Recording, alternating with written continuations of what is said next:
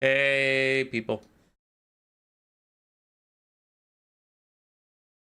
We'll let people gather for a second. Hey, people. Ugh. All right, audio's working. Hello. Boo. Boo.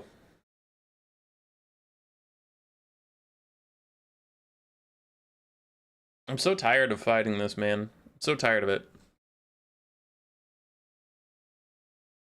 So we started 15 minutes late. I'll let people gather quick. It is a little early in the morning, but streaming schedule will be streaming. Dude, we've just been running into problem after problem. OBS is having a lot of issues with connecting to YouTube for some reason. I updated it, I did everything like that. I've looked online for the exact problem I'm having, and it just seems to be pretty unique. But essentially, YouTube just says, I'm not receiving any video from your thing. And I'm like, okay. And I check OBS, and OBS is like, we're sending it, it's just not reaching YouTube.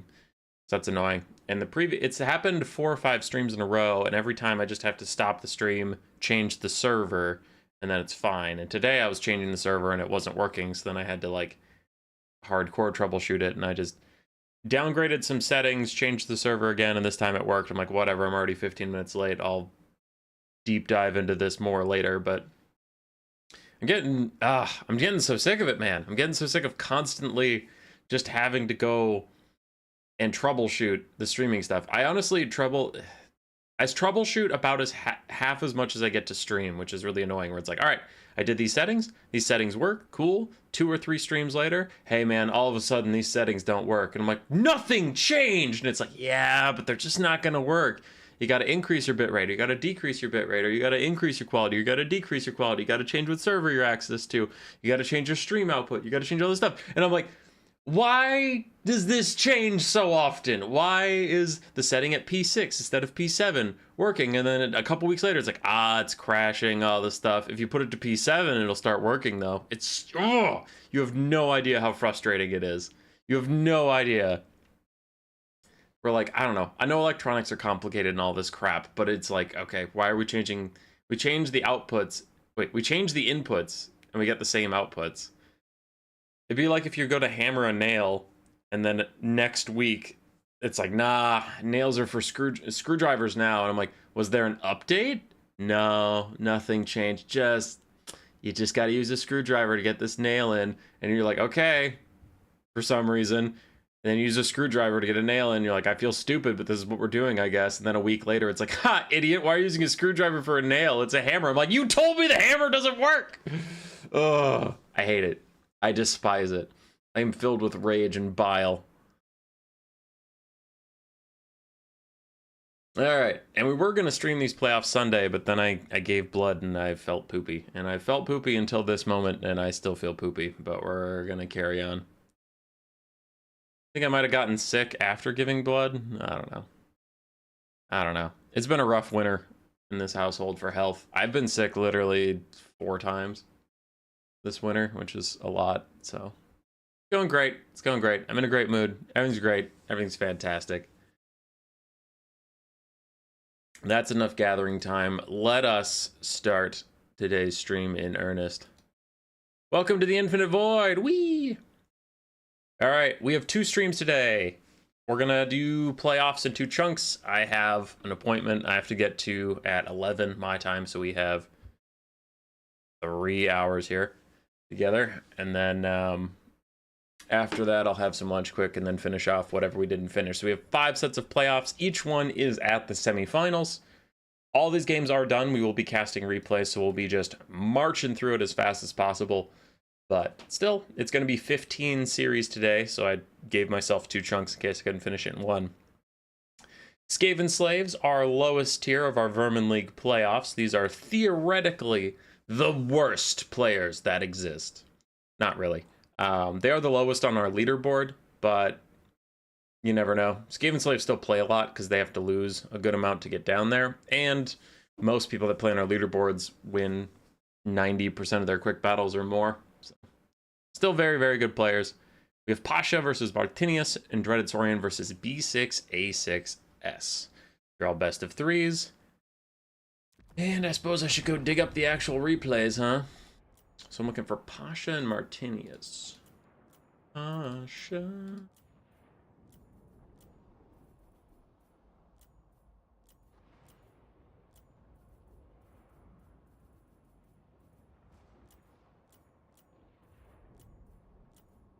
Where?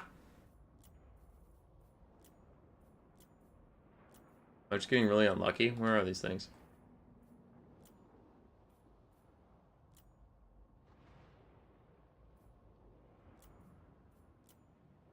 What?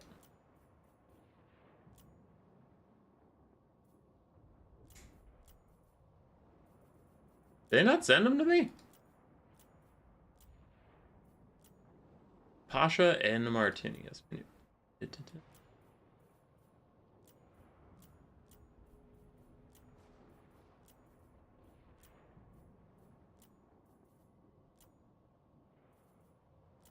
I don't know if they sent it to me. What the hell?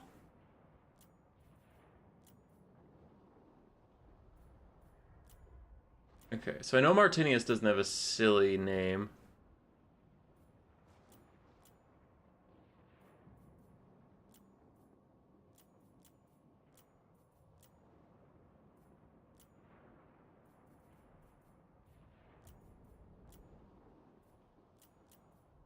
Huh. Okay, they didn't send it to me. Weird. I swore I didn't let anybody advance before they sent me those replays, but I guess they just missed them. I know Martinius wins. Because I know they're in the finals, so that's awkward, but damn. Okay, too late to go dig those up now. We're already starting late, so they just don't get their game streamed. Okay, where's the other one? I just saw it because I've been sifting through these replays for a little bit here on the other screen. Man, we're off to a good start today, you guys. We're off to a good start. We're killing it.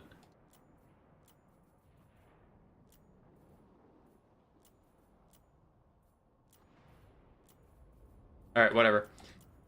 So, for B6A6 versus Dreaded Saurian,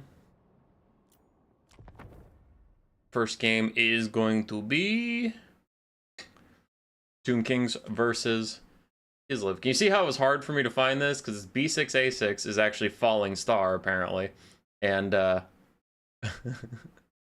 Dreaded Saurian is two Noblars in a trench coat. So, they don't make it easy on old human boy. They don't. First game of this best of three. We have a front line for the Tomb Kings of Kepragard, Skeleton Spearmen, Skeleton Warriors. That is about it. We have 3 Ushapti?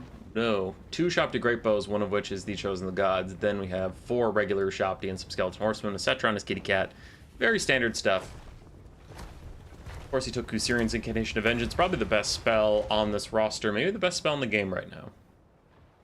On the other side for B6A6, we have a front line of Kislevite Warriors, some Kosovo Dervishes, 4 Things in the Woods for mass and armor piercing.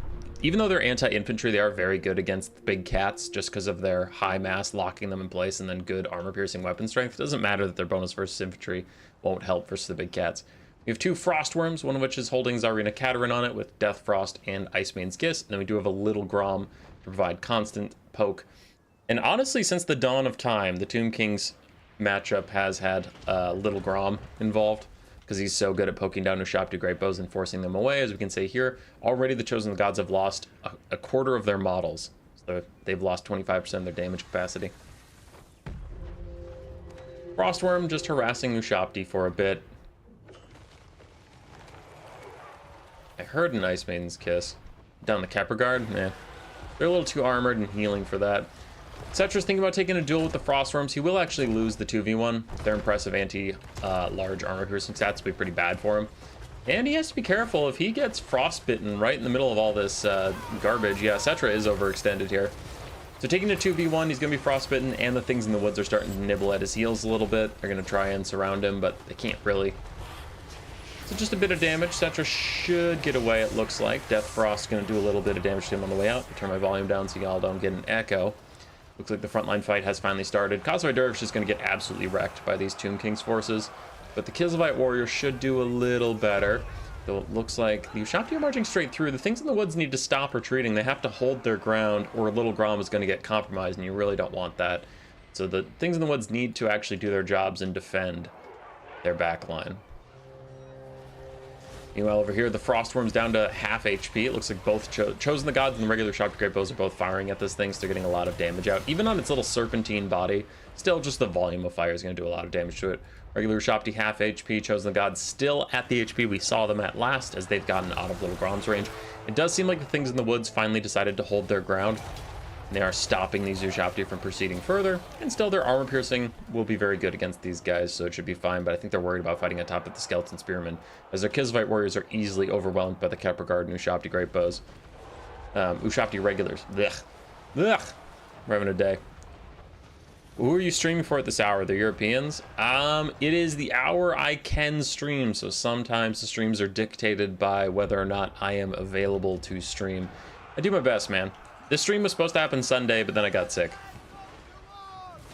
So, we're streaming because we are here, and because we can, and because playoffs must be streamed. These Ushapti are starting to crumble down to only 3 models. Chosen the Gods still at 9. They have stayed out of Little Grom's range for now. Little Grom, for his part, doing great. Has killed 17 models, all of which are Ushapti, so he's already like paid for himself and more. Katerin running away from Cetra. Doesn't want to take the fight with him just yet, though. Kislev might be running out of fights they can opt out of. As we can see, the Kepler Guard have gotten onto Little Grom at this point. Kislev's running out of places to hide and to hold, so they might just have to take what fight they can get somewhere. I mean, on top of Kislevite warriors wouldn't be the worst place to fight Cetra. So I'm kind of disappointed Zarina's running away. She probably should have stood her ground and fought there while she could. Looks like she's going to try and peel the Kepler Guard. That's admirable, at least. If she is just purely running away, then I think that's a mistake. If you're trying to peel the Kepler Guard for Little Grom, I would have preferred you take the fight here with your Kislevite warriors while you could have, but still, it's a decision at least. Yeah, okay. So it's an okay decision. I don't support it, but it is what it is. Second Frostworm is back. Things in the woods and Kislevite warriors getting hit with the Ushapti Great Bow ROR because Little Grom has been kept out of range of them. So far, it looks like Little Grom's now going to move to start poking towards Cetra. No, he's back on the Great Bows, which it might be too little too late to poke at these guys. Still get good damage down and stuff, but they only have 8 ammo left, so by the time you kill them off, they might have used all their ammo they had. Most people at work still? Yeah. Man, I can't pick all the times I want to stream. I have a job besides this. Wednesday is my day off for streaming, so I got to get all the playoffs out. Gotta do it. There's 15 best of 3s to cast. It's gonna take a lot of time. Cetra charges in, terror outs off everything over here as the Chosen the Gods softened them up quite handedly. So now it's down to just the double Frostworm and Little Grom. Balance of power indicates my feelings about this at the moment. I do think the Tomb Kings are pretty ascendant right now. I think they'll be just fine in this last stand, but Katerin and the Frostworm are trying to snipe out Cetra. That is a pretty good way to try and turn this game back around, as Little Grom is completely shut down. With melee Ushapti on top of him, he's not even going to be able to just throw on guard mode and keep shooting. He's getting pushed around. You can see his cannon's not even facing the right way to fire. So it'll be a moment before Little Grom is running away. Usurian's Incantation of Vengeance on the Frostworm will do very, very little damage. We can see it was like 3 damage per tick because it's meant to be used on a lot of units. But I think he's mostly using it for the slow and just because he can. As Ushapti try and peel for Cetra. Cetra's actually taking some friendly fire from the Chosen the Gods as they tried to kill the Frostworms chasing him. The balance power is getting a little better for Kislev, especially as the things in the woods going to charge in, lock Cetra in place, but the Tomb Kings have apparently held on to their Ushapti army ability this whole time. Little Grom with a heroic shot to the back of Cetra almost gets him to start crumbling, but not quite, as Katerin is still going after him. One more Death Frost will actually kill Cetra, I think, because that should take him low enough that crumbling will finish him off. But Kislev's starting to get white flags all over the map. It is down to just Katerin. If she doesn't have Death Frost right now, Cetra is trying to get out of range, and then she will be impotent to stop him from escaping. Another Ice Maiden's Kiss to clear out some random chaff. The Ushapti summon will fade away, but it has plenty of time. And the second Frostworm is back. Katerin probably needs to try and find a different fight, one that isn't in the middle of the summon, because right now all of her damage is getting wasted. Like, yeah, she's damaging a summon, but it'll desummon at the same amount of time anyway. Trogdor, glad you're enjoying it. Ryan G, I will answer that just after this game. It looks like we're nearing the end, but I see your donation. I thank you for your donation. I'll answer it in just a second.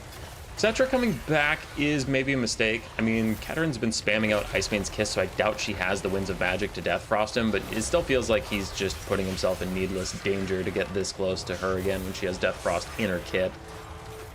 Ushapti Summon is almost dead naturally. Only 18 seconds left till it fades away, but the Frost Worms are going to have issues churning through all this stuff, and we still have a pretty healthy melee Ushapti over here. Lots of spears. Cetra's fine, and the Chosen of the Gods still have 3 volleys left. Army losses is going to hit any second now for the poor Kislevites. I think Katerin will pop her Byron Blood, and then it'll be over. There goes the Ushapti Summon, making the balance power a little better. Alright, that's GG.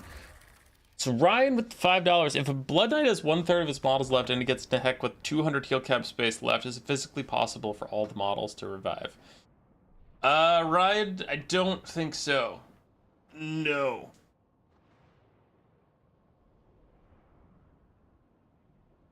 Also, if your hero capped, can models res? No. So that was a bug a while ago. There was a bug where the vampire counts had to be banned entirely because their healing passives, when they would resurrect something, it would come back to life at full health, and it would push their healing cap up. So one Invocation of a Heck on Blood Knights would, like, full health them, even if they were at 1/3 HP. It was pretty crazy. So, no, they fixed that bug. If you're heal capped, you can't res models, and res models don't push up your heal cap.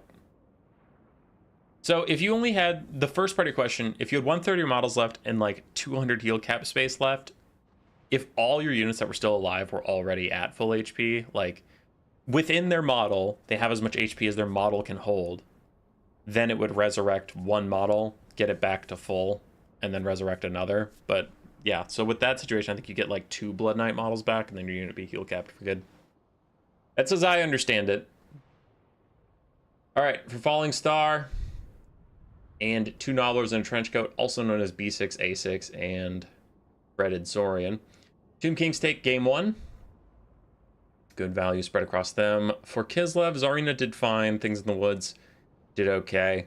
Kislevite infantry struggled. Little Grom and the other Frostworm did their best. So the 3 single entities of Kislev tried to carry, but weren't quite able to. Send you back to desktop. Welcome to the Infinite Void, so I can dig up the next replay without spoilers. I don't... Yeah, if you weren't here for the very start of the stream, you didn't miss a whole series. I thought I had replays for every single semifinal, and I was supposed to have them, but I just couldn't track down Pasha and Martinius, so I guess we don't get to see that one.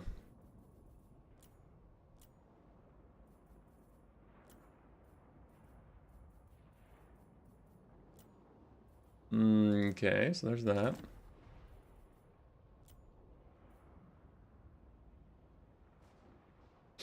I see we're doing a bit of trolling. Okay.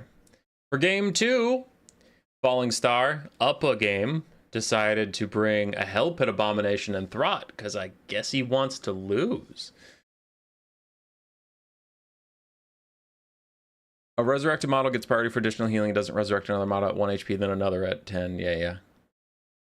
Yeah, every model you currently have alive has to get to its full health before another model will be resurrected. Same with the Lizardmen Rev Crystal. Beastmen versus Skaven. I'll admit it's a tough matchup, but I just think most Molder monsters right now are pretty terrible. We have Throt the Unclean with his Rat Ogre Summon and his not self-heal, his targeted heal. We have a Packmaster as well for more AoE healing. Hell Pit Abomination. Then I saw a Warlock Engineer. He has Warp Lightning and Death Frenzy to give Musk of Fear passive. Okay. Other than that, Skavenslave Slingers, a bunch of Rat Ogres, Doom Flayers, and then Skavenslave Spears and Clan Rat Spears as far as you can go. The other side for the Beastmen, we have Malagor Dark Omen, who started off with a pretty unlucky Flock of Doom Overcast. Honestly did more damage to himself than the whole Skaven army. The rest of the Beastmen roster, we have Centaurs Throwing Axes, Harpies, Centaurs, Tuskor Chariots, Ungor Raiders, Minotaurs of Great Weapons, and a front line of Ungor Spearman Herds. So pretty solid Beastmen army. Same with the Tomb King's passive, yes. Yes, I believe all resurrections work that way.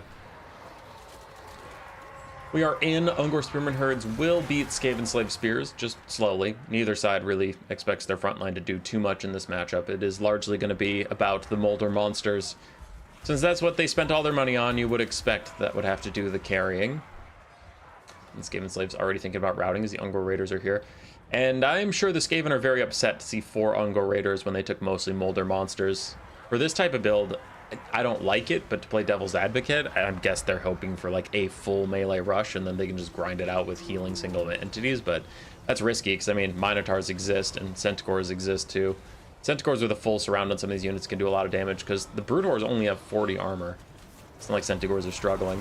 Hellpit Abomination, speaking of struggling, is trying to get away, but he gets caught by the Minotaurs and archers. Ooh, this is a dead Hellpit. He's already getting remoldered. Oh, that feels so bad having to use a remoldered on an already healing monster, but he just knows it's getting bursted out, so it was appropriate, but, you know, devastating.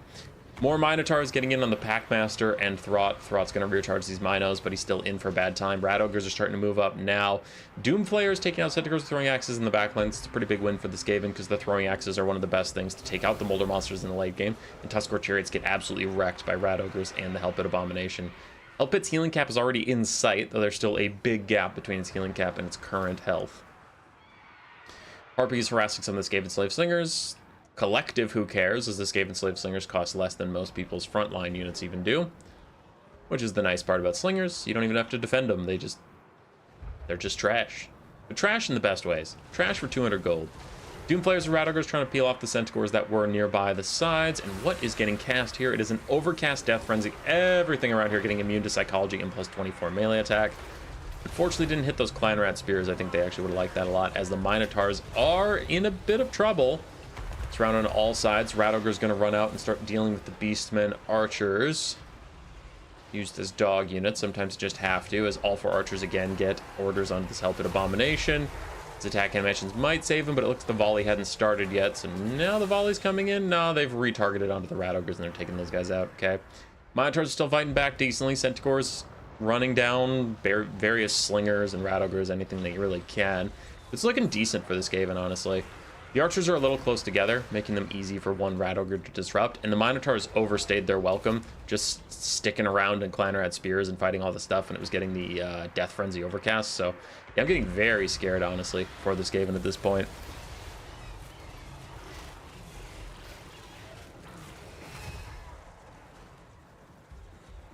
Okay. Centaurs are throwing axes. Still have a lot of ammo. Falling back. Other Centaurs stuck in this fight. That is a Rat Ogre summon, so it will fade away eventually. But I don't know how the Beastmen can pull this one out, guys.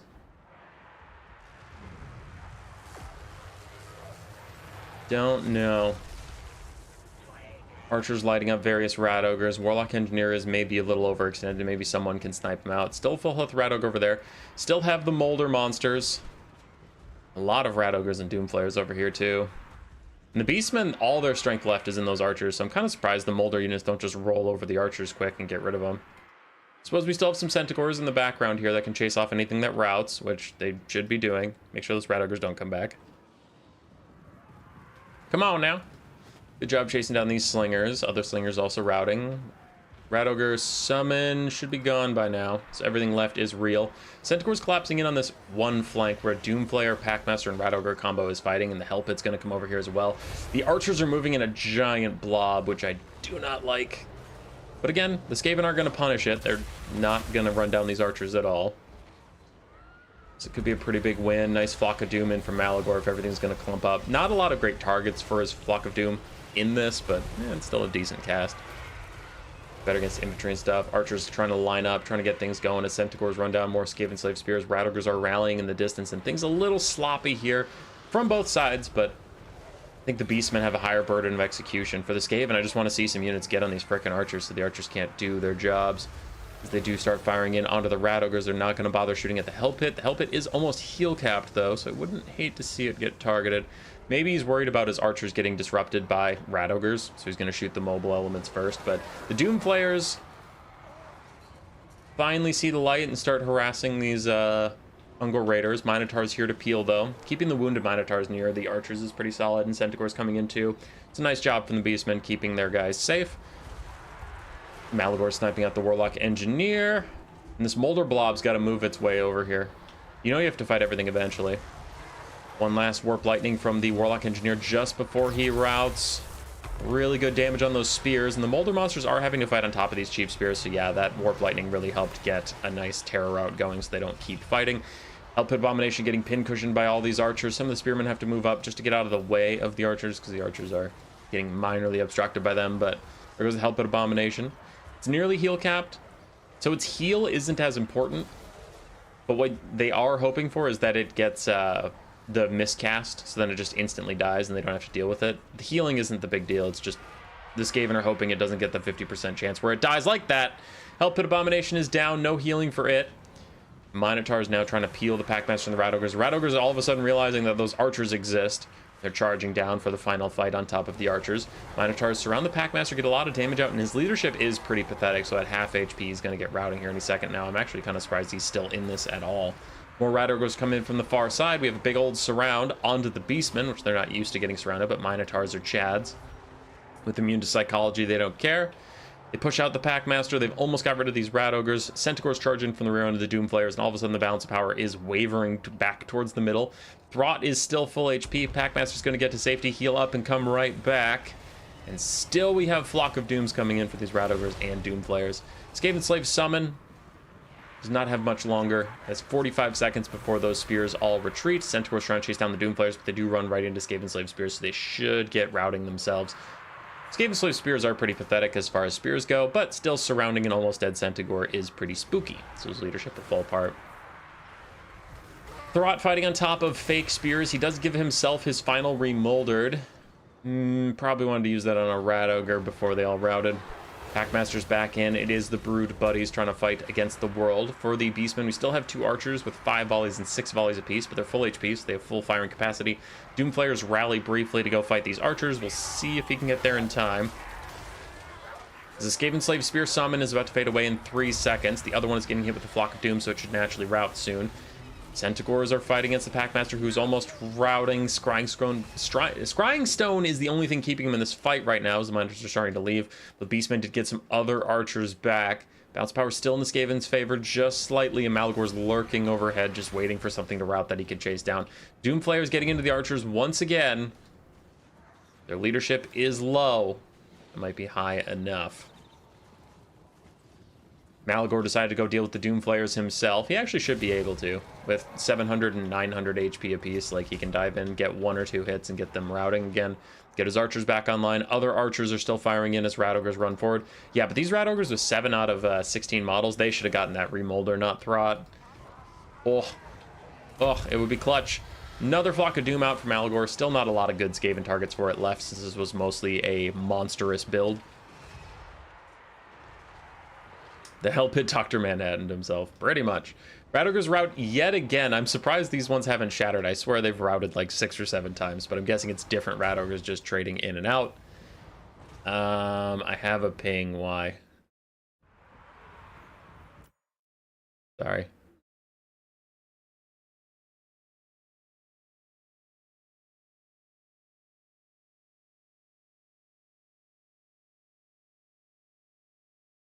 Okay.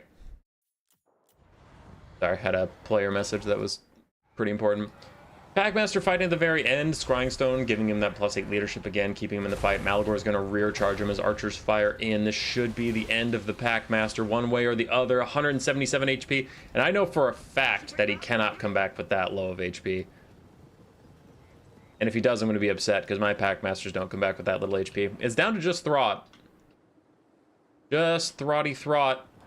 6,000 HP on his Brood Horror mount. Throt, if there is any time to prove me wrong that you are a piece of garbage, now is that time. Can you carry a game, my friend? Versus almost dead Beastmen.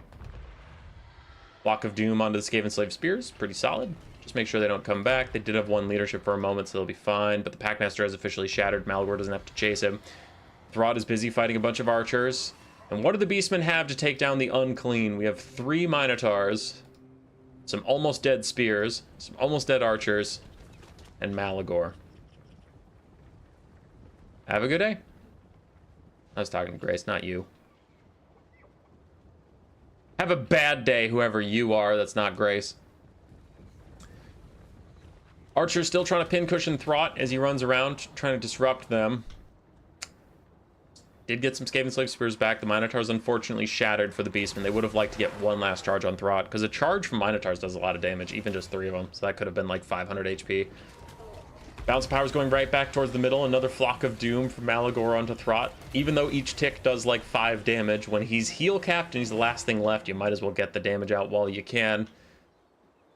The archers are pin cushioning him. Throt can't clear them out. He's doing his best. These archers have 2 volleys left, 6 and 8. Looks like he's going for the weaker ones, but all of a sudden he gets rear charge from Malagor and his leadership is faltering. Oh, Throt, your terrible leadership will be your downfall. He's trying to get rid of the archers with the most ammo, but he is cycle charging way too much. Throt's charge animation does not do very much damage, and he's just opening himself up to getting shot. He has to commit. I really liked when he was back here. He should have taken the fight with Malagor on top of these archers so they can't shoot him. But he's running around just trying to get these charges in, and it's actually costing him the entire game. Yeah, that is GG.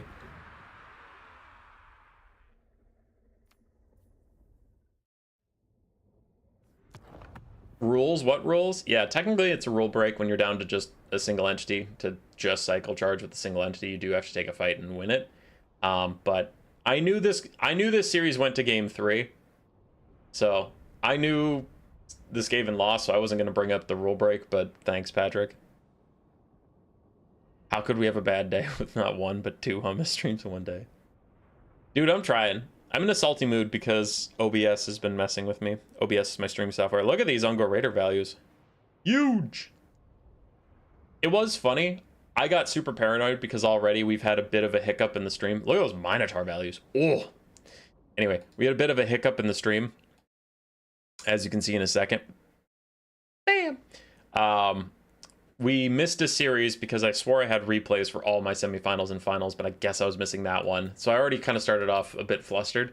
And then I was like, all right, I know this one goes to 3 games because I see 3 games for this series in my folder.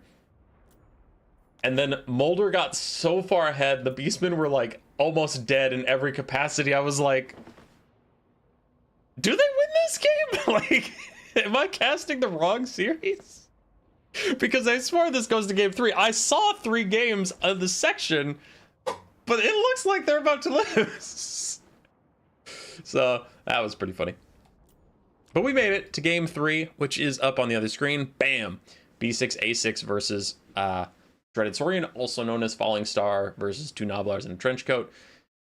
Because I don't get to know people's names, they're just going to change them all the time. What up, Cyrus? We have a very tiny Lizardman blob versus Demons of Chaos. Stream's good. I don't hear any issues with sound. Nice. Look at this model count. We barely topped 1,000 models total. So for the Lizardmen, we have 3 Skin Coats of Javelins, the Shredder of Lustria, the Thunderous One, and Mazda Mundi. Mazda took Net, Apotheosis, and Comet, and then Colossus Hunters. On the other side, 4 Demons of Chaos. We have Heartseekers, Seekers, Fiends, Heartseekers, Seekers, Fiends on the other side, including the Eternal Entourage. We have an Exalted Lord of Change with just blue fire. And then we have blue horrors and pink horrors. So neither side taking really any melee infantry. The Lizardmen, 3 dinos will move forward. Looks like the Chromatic Abominations are trying to kite, but I don't know how much they can outrun this. 32 speed versus 60 of the Shredder. Good luck, son.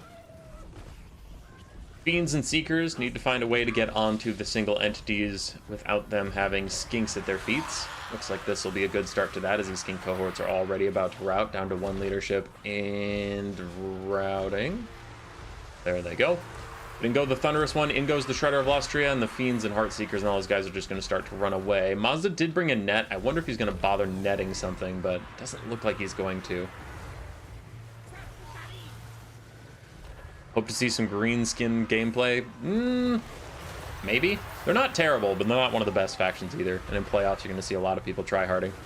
Fiends take a brief fight with 3 dinosaurs. Looks like they're regretting it. They are going to retreat as the Thunderous One runs straight into these blue horrors to shut them down. Fiends trying to get to safety, and they lost half their HP on the charge. But the Lizardmen have already lost 150 of their 500 models. You see these Seekers and Fiends are just running down the poor skinks, and the blue and pink horrors light up that other skink to get rid of it as well. And now all the infantry are routing for Lizardmen. It's down to just the Colossus Hunters and the 3 single entities. Pretty darn quickly. Shredder of Lustria maybe gonna get surrounded here, but ooh, that could be a great net. Yep, that's a great net on the Eternal Entourage. Everybody's got to turn and go get it. Banishment is coming in onto them as well, as some are grouping up onto these, onto the Dreaded Saurian. He is the Dreaded Saurian. He has a Dread Saurian, and his name is Two Noblars in a Trench Coat on Steam. So I am doing my best. That Comet is overkill. These guys are already about to rout, and now there's a Comet coming in that's going to do friendly fire. Okay, it didn't hit any of the single entities directly. So a bit of wasted winds of magic there. A little bit of a whoopsie from the Lizardmen, but they really wanted to kill the Eternal Entourage. I get that. I understand that. Blue Horrors of Tzeentch getting very close to Demonic Instability crumbling. The Shredder of Lustria was brought specifically because it has this Dread aversion. -8 leadership. Quite nice for killing demons. Thunderous One's lightning occasionally just goes off, so don't worry. If you see lightning in the background, it's fine. Do not adjust your monitors. Nothing has gone wrong. As the 3 single entities of Lizardmen continue to run around, Teams Chaos not happy about the situation. These other Heartseekers are already very damaged. Fiends are very damaged. And the Lizardmen are ahead on the bounce power, even though they lost all their skinks. Look at that. They lost 2/3 of their units. The enemy's lost 150, and the bounce power is like, yeah, those guys are screwed. As they run away, I can fast forward as they're all trying to just go kill skinks. Yep.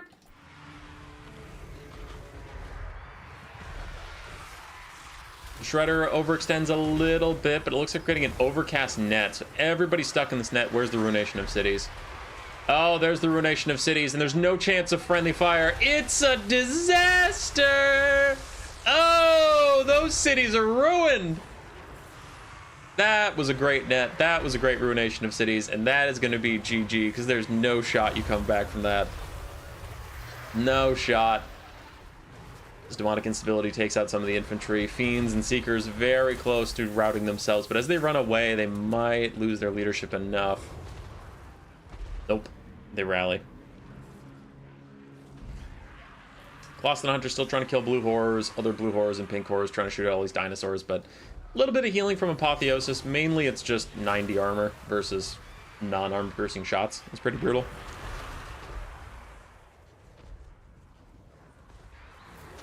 Fuck Demons of Chaos and Seekers. And they are getting wrecked right now. Colossus Hunters have popped their Toad Rage to Rampage, but some of their models are on the ground for some reason and not up in the sky fighting these Ultra Lord of Change. So they do get caught out a little bit. This game is looking pretty doomed for the Demons of Chaos, but still a good pick on the Colossus Hunters is a good pick onto the Colossus Hunters. Everybody's teaming up on the Shredder of Lustria. Apotheosis reduced by half due to the fire damage, but still Apotheosis trying to keep him a little bit alive. Because this game is in danger of losing if the Shredder dies, just because that -8 leadership aura versus demons is so huge that it's actually helping quite a lot, whereas Mazda and the Thunderous One might have troubles without the Shredder around. They charge some pink horrors, want to get rid of those guys, but the Chromatic Abominations are still alive. We are officially down to 53 models. Oh, there's some skinks left. Okay. Some skinks are trying to return. As the Shredder is getting dangerously close to actually routing. Cold-Blooded keeps him in the fight for now. Blue horrors and pink horrors, and everybody's trying to shoot at him. Another blob is forming. Do we have any more blob punishment spells from the Lizardman? It doesn't look like it, as he's going to use all of his winds of magic on Apotheosis. Shield the Old Ones and Cold-Blooded. Everything trying to keep the Shredder of Lustria in this fight as some skinks come back. I kind of hope they use their darts instead of just running into melee, because their darts would do a lot of damage here. Doesn't look like it. Now the Seekers charge sideways into them. That should be the end of those guys. And do they even shatter? Yeah, they shatter. All right, we're down to 3 versus 250. Shredder of Lustria down to 3,000 HP, which is still a lot for mortal men, but its percentage difference is so huge on the Shredder of Lustria that actually his leadership is tanking out pretty hard. He's down to 2 leadership as Mazda and the boys continue to fight it out. But with his Dread Aversion, he does get some more Demonic Instability crumbling. There goes a Fiend. There goes a Seeker. There goes a Seeker. Apotheosis onto the routing Dread Saurian just to give him a little bit more leadership because his Dread Aversion is still applying even though he is routing. There goes a Seeker. There they go. Shredder is gone. Does not look like the Exalted Lord of Change is going to let him come back. Can Mazda and the Thunderous One carry? Balance of Power is all of a sudden looking a lot better without the Dread Saurian of Dreaded Saurian, who is called Two Noblars in a Trench Coat on Steam, but on Discord he's the Dreaded Saurian, and I'm not mad about it. I've gotten over it, and it's easy to cast these games. Everyone is making my life so easy. Seeker's trying to charge back in with the Fiends on a final fight on Mazda Mundi, who is taking a crap ton of damage now without the Shredder of Lustria to keep him safe. Seekers and Fiends doing good damage. Mazda Mundi's getting low. Apotheosis to heal himself up as the Shredder of Lustria is going down. Maz is getting very, very low. And the Chromatic Abominations still have 5 ammunition, which is a decent amount considering how late in the game we are. Is that Kairos or an Exalted Bird? That's an Exalted Bird. Shredder of Lustria is not coming back. We know that. Seeker is very close to Demonic Instability crumbling. There they go, but we still have Fiends fighting it out. Mazda Mundi gives himself 2 different leadership auras in the Cold-Blooded and the Shield, the old ones. He refuses to rout. Fiends are getting a good surround, but are they getting sleepy? Are they getting tired? Can they even take down the Thunderous ones? The Chromatic Abominations continue to fire away. We don't have our blue Firecaster nearby because he's so busy with the dreaded the Shredder of Lustria that he can't get a hit on it. It's been at 660 HP for quite a while as that Flying Bird is having a ton of issues getting to him. Apotheosis onto Mazda for, again, some healing, but he's still on fire, so he's only getting half that healing, and his leadership is actually getting quite low. No Cold-Blooded off cooldown for you this time. No Shield the old ones this time, though the Fiends are also getting very, very low. Mazda's still getting pin cushioned by these Chromatic Abominations just a couple feet away. And this Exalted Lord of Change needs to come back. I know he's chasing out the Shredder. I know he's doing a very important job. I'm saying he needed to have killed that Shredder already and come back here and cycle charge and blue fired. But he's taking so long to get the Shredder off the map that he's not here for spell support. He's not here for cycle charging, and that might cost Tzeentch the game just because he's taking so long to kill the Shredder. 69 HP, bro, it ain't coming back, but you need to. It ain't coming back, just leave it. 69 HP, it's just a stupid dinosaur. You gotta get over here. As the last of his troops are gonna die. The Demons of Chaos taking too long. The Shredder's finally off the map, but I do think he overcommitted for that chase. Now the Exalted Lord of Change is coming back, but Mazda will be just fine. Mazda should have his leadership buffs up, so it's gonna take a blue fire and a charge to rout him, and then it'll be the Thunderous one versus an Exalted Lord of Change in melee, because without your Chromatic Abomination foot support, you can't just fly around and cast spells. You're gonna have to commit to the melee fight.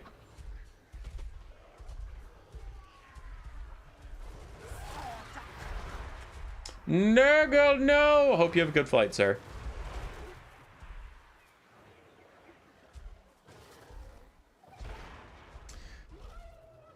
It is down to 1v2. And I'm sure we'll get a blue fire in a second. Fast forward while he advances. Dun, dun, dun, dun, dun, dun, dun. Hey, look. A blue fire wasn't enough to rout him because he has his leadership buff. That's crazy. That's insane. It's almost like I know exactly what I'm talking about. Mazda routs away, leaving just the Exalted Lord of Change to fight the Thunderous one. Mazda did rout because he walked out of his leadership buff, and there was a big spooky bird behind him. Exalted Lord of Change gets knocked on his ass. Takes a while to stand up, so the Thunderous one is going to refresh his charge bonus and get back in here.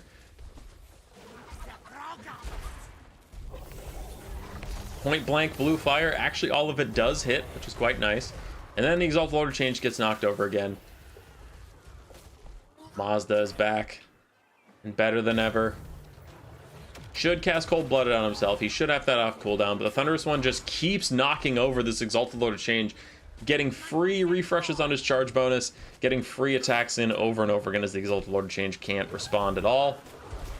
And somehow just takes off. That's cool. That's fine. Lands on Mazda. Is going to rout him again. There we go. Cold-Blooded tries to keep him in the fight, and it does work. Rear attack in from the Thunderous one. Mazda's hanging in there for now. 500 HP. It's going to be hard to finish him off for the poor Exalted Lord of Change. I don't know if he can even get a good melee shot in. There's one. Might rout him. Needs another to kill him. Misses that one. The only hope now is to kill Mazda and then just rout the Thunderous one somehow. Blue fire to the face, but it gets canceled because he gets staggered. Thunderous one and Mazda just keep stun locking this poor bird that hasn't swung in quite a while. There's the point blank blue fire. Mazda down to 38 HP, and because of Cold-Blooded, he's staying in the fight. He will not rout ever. The Exalted Lord of Change misses another attack on him. 38 HP is more than enough as Army Losses takes out the Exalted Lord of Change, and he is going to kill Mazda if it's the last thing he does, but he misses an attack on a target not even facing him. You pathetic bird bastard. Hey, Garrett.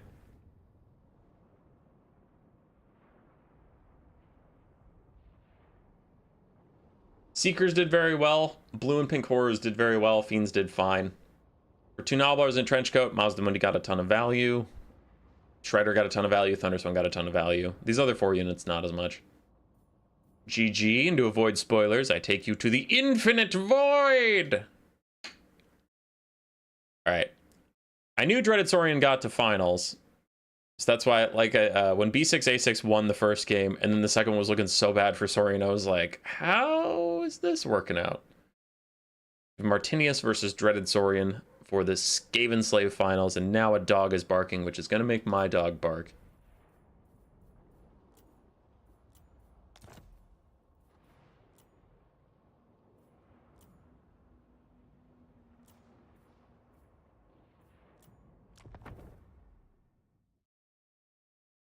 Okay, my dog isn't responding, and that's making me think that something is very wrong. Like, my dog is outside, and Grace didn't tell me that or something.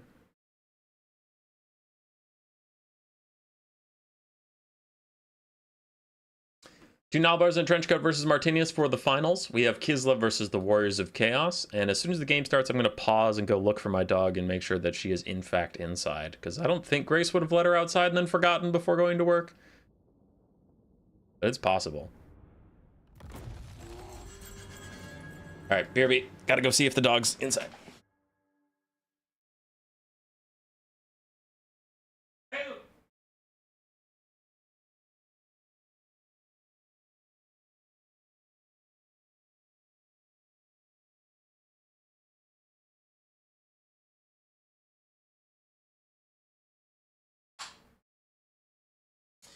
She's fine.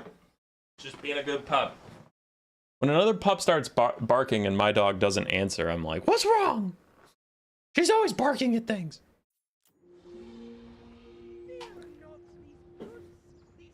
Okay, all right, let's do this. So, for the Warriors of Chaos of Martinius, we have Hellstriders of Slaanesh and Exalted Hero of Tzeentch with Book of Secrets. That's getting very popular again. And then Chaos Warriors, whoa, a Chosen of Khorne. Interesting. Chaos Warriors, Chosen of Khorne, and Marauder Frontline. Some Armored Chaos Trolls, the Rotting Riders, Rot Knights, ROR, and Marauder Horsemen Throwing Axes with Archaon, the Everchosen, leading them, Searing Doom, and Spirit Leech for him. So pretty diverse Warriors of Chaos force. On the other side, for Dreaded Saurian and Kislev, we have some Dervishes in the trees. Yes, Dervishes in the trees. We have Kislevite Warriors, Double Frostworm again, Little Grom again, and the Ice Witch of Ice, not Caterin this time, Death Frost and Icebane's Kiss, and then regular Kossars, so these archers. So 4 archers and a Streltsy.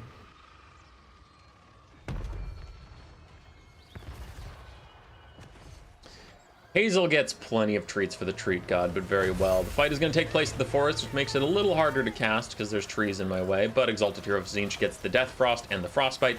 He's already down to half HP as the Ice Witch on the charge is just taking him to town. Taking him to Pound Town. Hellstrider is going to kill a Kossovite Dervish. They have Strider, so they are not affected by the Woods debuff or anything like that. But the Exalted Hero of Tzeentch already terror routing, maybe going to naturally route away from the Frostworm in the forest is pretty bad, so losing that expensive hero this early on is quite brutal. Big win for Kislev to start off this game. But we'll see if that continues. As the Chosen of Khorne are here, they should easily cleave through the Kislevite Warriors.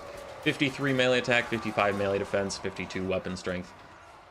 Anybody see the I think you should leave bit? 55 burgers, 55 fried, 55 taters, 55 sodas. It's pretty much that. The Chosen of Khorne is just that meme. As Chaos Warriors continue to march in, Hellstriders finished one of the Dervishes. They're working on the second, though, with a Frostworm charging in behind them. They will not have as good of a time. This is but a fraction of my power. Archaon Searing Doom does good damage onto those Kislevite Warriors and Kossovite Dervishes. Little Grom is still firing. Ooh, those could be good shots sideways into the Rotting Riders, but it looks like it's not going to be able to get one off before getting into melee. It's a good start here for the Warriors of Chaos. Hellstrider still trying to get done what they can, and Spirit Leech onto the regular Frostworm as Archaon is in the middle of a bunch of stuff. He's trying to shut down Streltsy. He's not scared of these Kossovite Dervishes at all, so he lets them charge him, and he'll fight his way out, and he'll be just fine. Marauder Horsemen having to charge into Kossars in melee to stop them from shooting, and like we said, that Hellstrider in the forest got recharged by the Ice Witch, so it was not going to have a great time.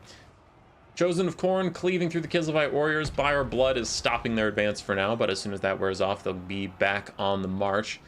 Warriors of Chaos are down slightly on the bounce power. Kislevite Warriors did run back to peel for Little Grom, and the Rotting Riders just don't want to take that fight. They would win it overall, but like, it wouldn't be worth it money-wise. A 2,400 gold unit losing like half or 3/4 of its HP to a 500 gold halberd isn't worth it, so they back off. Nice Searing Doom from Archaon in after he groups up the Streltsy by attacking them. Good combo. Almost gets rid of them, but by our blood, sneaky, tricksy, by our blood pops again to make sure the Streltsy don't actually rout in front of Archaon. But he's trying to keep after him. He doesn't want to get hit with a couple salvos from the Streltsy, and that'll take off a lot of his HP. Archaon does a ton of damage, but he's kind of squishy with like 6,000 HP and not any source of natural healing. Can't afford to get shot by Streltsy a couple times for free. Ice Witch is opting into this fight. Archaon might want to turn and take it. He is a much better combatant, but getting away is going to be hard. As we can see, he's frostbitten and getting rear charged again, so that Frostbite combo from the Ice Word is pretty hard to escape from. There's a Death Frost. He has Fight or Die popped, but he's not going to stop and fight. He is trying to just draw this out as the second Frost Worm is coming in. I'm getting very concerned for the Warriors of Chaos here as the Chosen of Khorne have advanced. They got rid of some Kislevite warriors. They're now fighting dervishes as Kossars retreat away from them. And the Rotting Riders appear to be everyone's focus of attention, as archers have gotten orders to attack them. Kislevite warriors and double Frostworms are going for them. Archaon did get to safety, though he did lose about half of his HP in the exchange. Little Grom surrounded by Marauders. Those Marauders are going to get the most value of their entire lives by chopping away at that elite chariot. Little Grom now tries to get to safety. Archaon might be here to stop all that nonsense. Charges straight in. Doesn't have Slayer of Kings or anything popped. Just going to use his natural weapon strength versus Little Grom, which makes sense. Little Grom's not much of a melee combatant. Rotting Riders, however, are suffering quite a lot of attrition. The double Frostworms still poking at their buns this whole time, and all of the archers shooting at them constantly is a bit of a problem. Streltsy looks like they also got a volley or two off onto them. Rotting Riders thinking about routing. If they do, they lose one of their passives, the damage resistance. That's pretty bad. Archaon tries to throw out a Searing Doom to help out a little bit. And Little Grom got to safety, and it is going to shoot Archaon in the back, so its escape proved quite fruitful. We also have some Chaos Trolls that have been forgotten by the Warriors of Chaos player, it looks like, so they do need to get activated and get back into the fight very soon. Because those could be chasing Little Grom down right now, so it looks like the tactical reserve trolls are going to be a bit of a problem as Little Grom takes another chunk out of Archaon's health bar. Balance power is fading for the Warriors of Chaos. We still have the Rotting Riders technically around. They're very low. More Chaos Warriors. Where are the Chosen of Khorne? There are the Chosen of Khorne with almost 200 kills on Kislevites. Kislevites ain't cheap. Archaon's back into the fight with Little Grom. Decided he maybe should have finished this fight a while ago as Little Grom took like 2 giant chunks off of his HP. Another Searing Doom down. Can the Chosen of Khorne and Archaon carry? I am doubtful.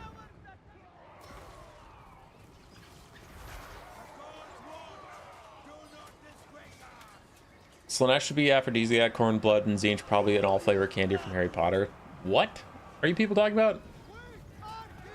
Get another box of Radios for breakfast. I expect a Nurgle-themed breakfast cereal that would be coated with actual disease. Okay, so Mick Rightface started this. I was like, what did I just walk into in chat?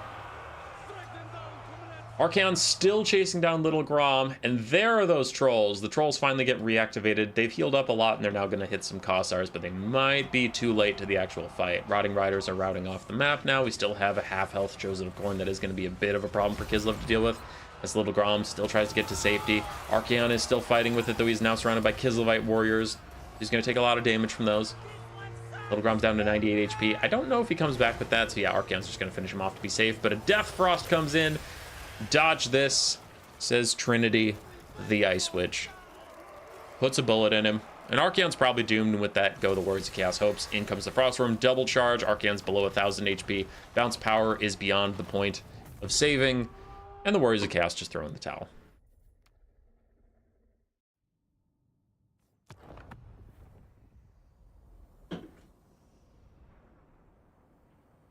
Archaon did fine. Exalted Hero of Zinch got sniped out right away. Rotting Riders did okay. Chosen of Khorne honestly did fine too. 2 Nobblers in Trenchcoat. His Lord did great. His Warriors did okay. Kossars did okay. Streltsy did okay. Pretty spread out value this time. Last time versus the Tomb Kings, it was like all 3 single entities doing a ton of work, and then this time it was like a team effort. Shocker. We are in finals for the Skaven Slave bracket. Martinius versus Dreaded Saurian. Game 1 is done. Dreaded Saurian took that. But we'll see how game 2 goes, as Revenge of the Martinius is here, because he is taking the Empire.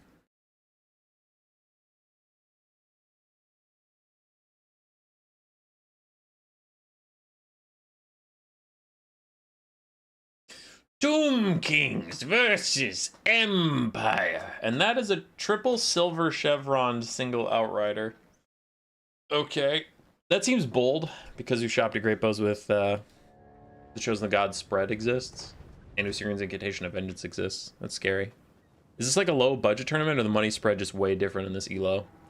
It's spread pretty different. There's no difference in the actual budgets.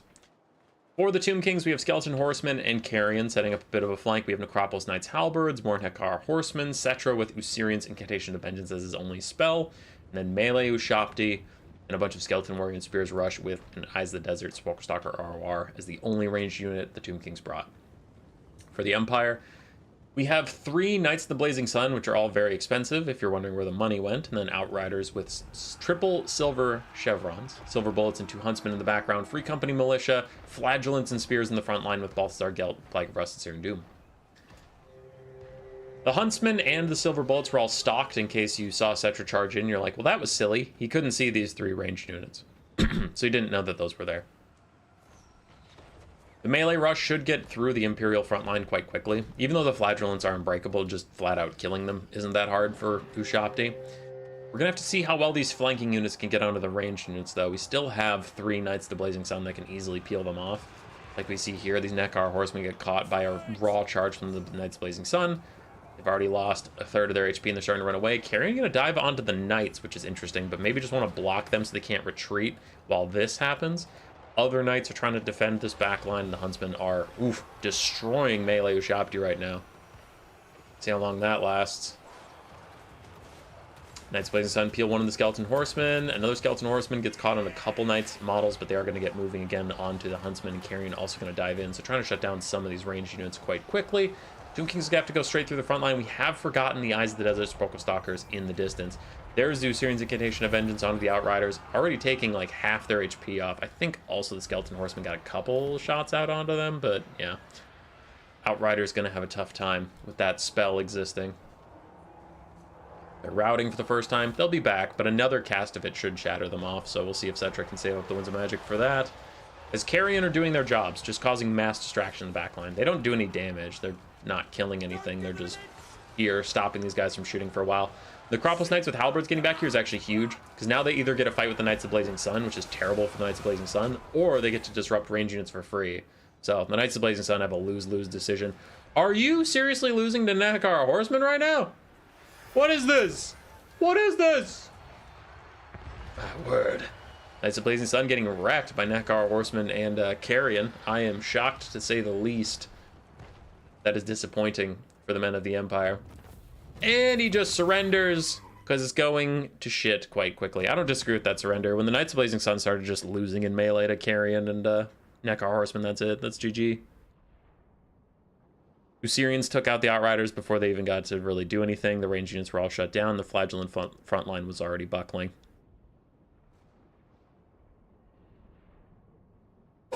Never understood why Ushopti performs so well when their stats look so pretty. I think you mean petty. If I didn't know they're supposed to be this royal demigod-ish guard, I never would tried... Wait, what? If I didn't knew they were supposed to be this royal demigod-ish guard, I wouldn't even tried using them. Oh, I see what you mean, Garrett, yeah. No, Ushopti perform way better than their stats would indicate.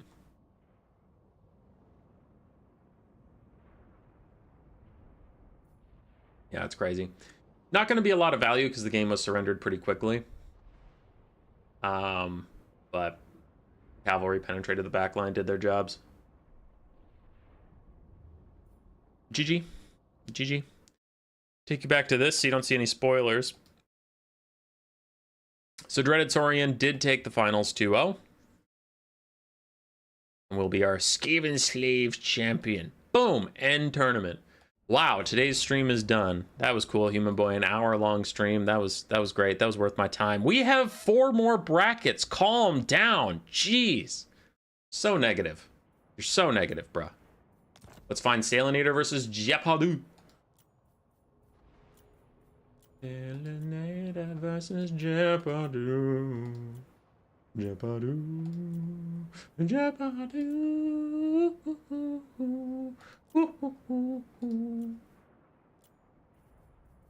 This is game 1. Here we go. Hope you guys like Lizardmen because you're getting more Lizardmen, but this time it's a little bit wider of an army. Jeopadu on the OP, broken, stupid OP Dark Elves that I hate because they're stupid and broken versus the Chad, amazing, great Lizardmen.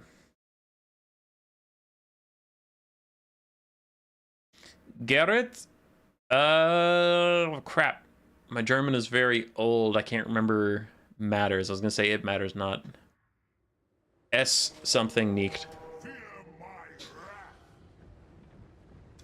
Sie sind schön. You're pretty. Is it bitte? Or thank you? Bitte schön? I don't know. Dude, it's too rusty. I retract it. You didn't hear anything. It's all garbage. Everything's garbage. Dark Elves versus Lizardmen. Let's go. Malekith up in the sky with Soul Stealer, Power of Darkness on top of his dragon with his supreme spell shield. And we have Bleak Sword front line, Cold One Knights, and an entirely dead Dark Shard. Anyway, Cold One Knights, Cold One Dread Knights, ROR the Knights of the Ebon Claw, and some Dark Shards. Pretty simple, straightforward Dark Elf build. The other side for the Lizardmen, Skink Cohorts of Javelins for a front line, Feral Cold Ones and Cold One Spear Riders on the flanks, and we have some Skink Skirmishers, the Red Crest Skink ROR, double Solar Engine, a Priest of Beasts with just Flock of Doom, and then Krokgar with his Hand of the Gods that we already saw take a big old chunk out of crime. So Silent Eater is going to fall back. He does not have much of a front line at all. The Bleak Swords should unironically get through them pretty quickly, which is not something that Bleak Swords often get to do, so they should treasure it while they can. Meanwhile, Feral Cold Ones are going to tear out away. Giant Dragon just landed nearby, and they are taking a ton of damage, so they opt out. The Cold One Spear Riders will hold as best they can. A lot of damage onto these Cold One Knights, as there is Skink Skirmisher support, Javelins on guard mode throwing in here as well, and then, of course, Cold One Spear Riders charging those Cold One Knights in the face. But it should start turning in the Dark Elves' favor, as now there's a full surround on these guys, and Malekith is tearing them apart. On the far flank, Dread Spears and Cold One Knights penetrating the back line, forcing the Lizardmen to retreat slightly. And the Solar Engines don't do that much damage. They're more of a support unit, so I'm kind of surprised they're using their ammunition on the Dark Shards. They did get one to rout, but it'll be back shortly. Meanwhile, Cold One Knights get in the back line. Cold One Spear Rider is going to surround them. This should be a win for the Lizardmen, but there goes Murderous Prowess, making these guys nearly unbreakable, giving them a lot more melee attack, so at least they'll fight their way out. Over here, we do have some forces finally starting to break for the Lizardmen. The Dark Elves will be sweeping through soon as Malekith gets up in the sky. Beautiful Soul Stealer onto 4 high priority targets, and I wouldn't hate it if Malekith landed another gorgeous play. Oh! Beautiful breath attack following up the Soul Stealer. That is very nice. But anyway, I'm hoping Malekith just lands on the Skink Priest of Beasts and insta-kills him, so that he stops the Flock of Doom on his forces. That could be very high value. Krokgar in the distance on Grimlock, hunting down Cold One Knights, waiting for Malekith to land. Once he lands, I'm imagining Krokgar will just book it over to him and get some damage out, which, hey, look, it's happening. It's happening before our very eyes. That's the Ebon Claw penetrate the back line. They try and stop Krokgar, and they're mildly successful. They're stalling him, at least. But he is going for Malekith in this 3v1, realizes that if he can snipe Malekith, this game is over in his favor. And if Malekith survives, it's honestly looking pretty bad for Lizardmen. They've lost most of their ground forces, so it is down to just the single entities. As we saw with the Skaven game earlier, where the Ungor Raiders just pin-cushioned Hellpit Abominations and Rat Ogres all game, I mean, armor-piercing Dark Shards can do the same to your pathetic dinosaurs. Bounce power shifted away from the Lizardmen. It is down to Krokgar to put on his hero hat and carry this game. Puts on his glasses. All of a sudden, it's not Krokgar, it's Clark Kentagar. Having a stroke. We're having a stroke. Krokgar's still trying to fight back against Malekith. He is on top of enemy spears and Cold One Knights. We do have some Skinks trying to help out, but they immediately rout because they're cowards. Still have 2 Solar Engines providing a bit of buffs. They are keeping Krokgar's vigor up. He's getting vigor per second back. He's doing his best. He is doing okay with Malekith. I imagine Malekith has another Soul Stealer in like 4, 3, 2, 1. Nope. I was off by a bit. But anyway, when he uses a Soul Stealer, it's going to do a lot of damage to these single entities, and it's going to heal himself quite a lot. That should be quite good. And I was joking before. Now it's going to come in 4, 3, 2, 1. Hey! Quit making me look like an asshole. Just do it. We all know you have the Winds of Magic. We're about 8 minutes into this game, and you've cast 1 Soul Stealer. You have the Winds of Magic. Don't you lie about it. Whatever. He's just trolling. He just doesn't want me to be right. Hand of the Gods coming in for Malekith, I imagine. Hand of the Gods coming in for Malekith. Hey, I was right about something. That's crazy. It happens once in a blue moon. If you don't cuck me with your soul stealers, bro, just soul steal. We know you can. We know you can. I'm so angry.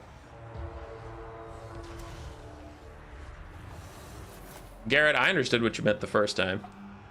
You clarifying it? Now that tripped me up.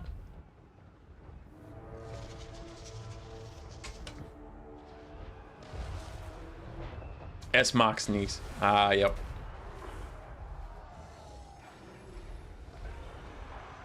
There's the Soul Stealer on 3 single entities. I knew it was coming. I knew it was coming. Breath attack onto a solar engine that's not moving. Should get some decent damage out. Nice job, Malekith. And he is going to land in here. Lizardmen very far behind on the balance of power. It was looking a little better for a bit after Malekith took a bunch of damage. Now he is still very low. If Krokar could get nearby, he could actually maybe finish off Malekith. But Malekith only landed because Krokar was busy killing off the Knights of the Ebon Claw in the distance. Malekith finishes off one of the solar engines. The other one is going to die soon. But in comes Krokar. Can he do it? He urges Grimlock on for one final charge, runs at Malekith. Malekith realizes he needs to get out of here. He gets up into the sky, and Krokar's so sad. Let me see a tear. Let me see a little tear. Give me a little cry. Oh, who's your baby? Who's your big crying baby?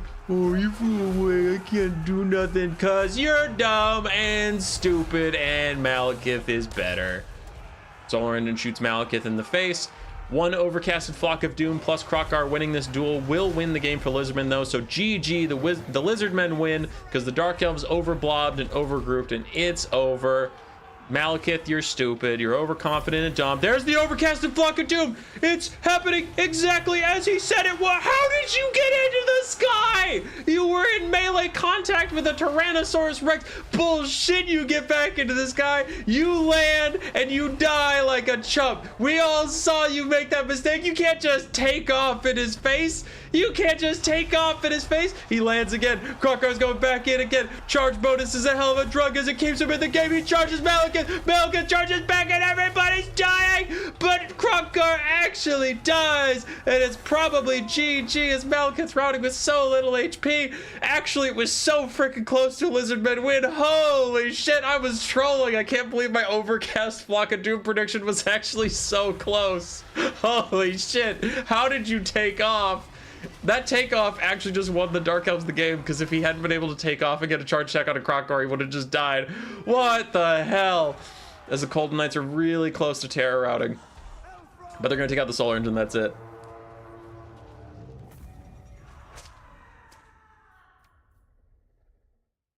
That was wild. That was wildin'.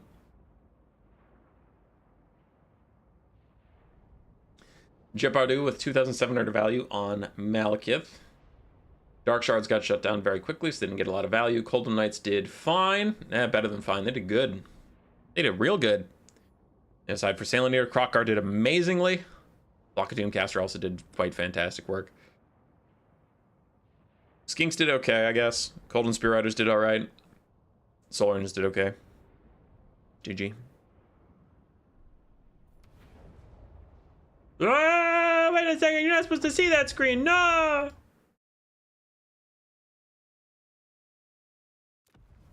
Thankfully, they're all labeled chaotically, so you can't look at it at a glance and figure out what's going on here. But still, shush. You weren't supposed to see these things. So, it's game 1 to Jepardu, but game 2, do not worry, because there is more Lizardmen gaming. Somebody said, I want to see some Greenskins today. Nah, fam. You're just seeing Lizardmen.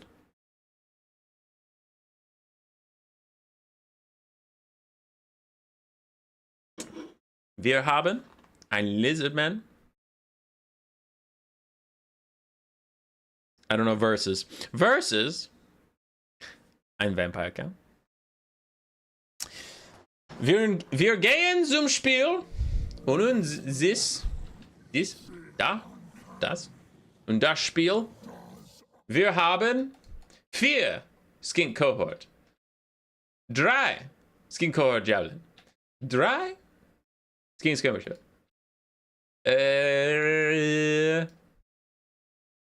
Vier. Cold and Spearrider. Ein. Umbral Und dort Mathematik. Mit Apotheosis and Adventag. Und die andere Zeit? No, Zeit is time. I don't know side. Screw it. I'm abandoning it. I'm not doing it anymore. We have Manfred von Karstein. Fadabuna, Zombie Summon. Invocation Heck. Skeleton Spears, frontline of zombies, including the Tithe. More Skeleton Spears. We have Crypt Horrors, Vargeists, a Mortis Engine, and Blood Knights. We also have a Corpse Cart with nothing. Just a regular Corpse Cart next to the Mortis Engine.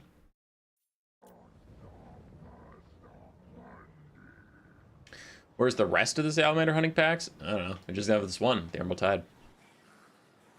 I think this is a pretty bad matchup for Vampire Counts, but Salinator is a Vampire Counts master. So if anybody can do it, it is him. Ooh, we have a Saurus Spear. Hey, there's a Saurus. Nurgle's PA, we have a Saurus. I just missed it. Look at it. Look at it go.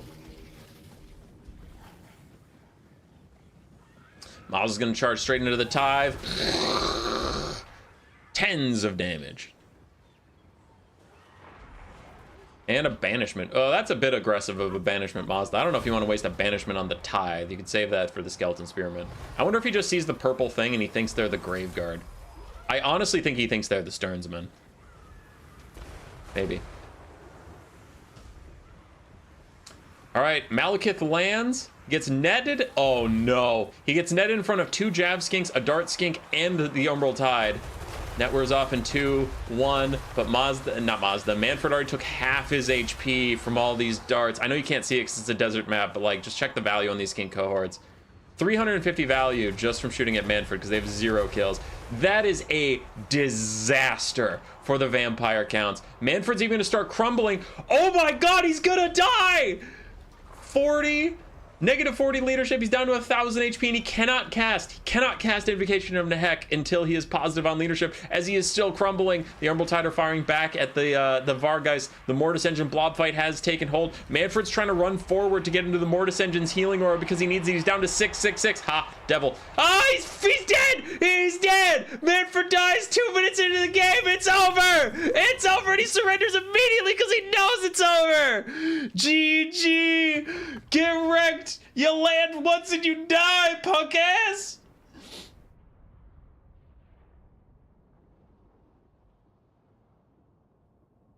For some reason, the Graveguard from the VC are called Verfluchter. Cursed ones in German. It's messed up.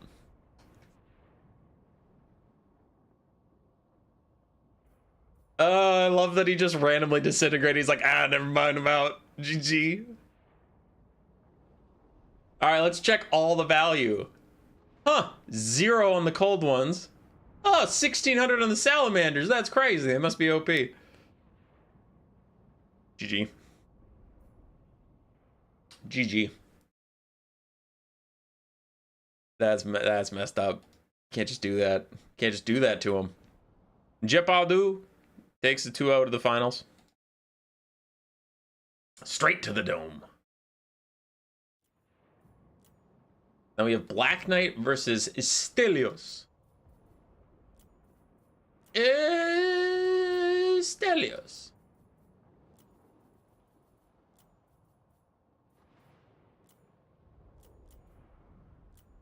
Here we go. We get some... Hey, guys.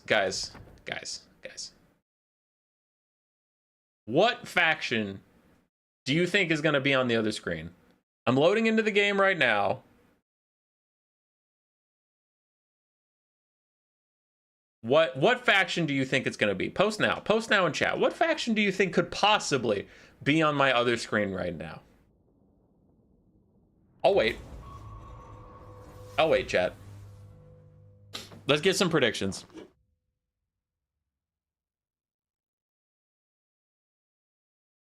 You've got to cast this in Greek for Stelios. I don't know Greek, so I'll do my best.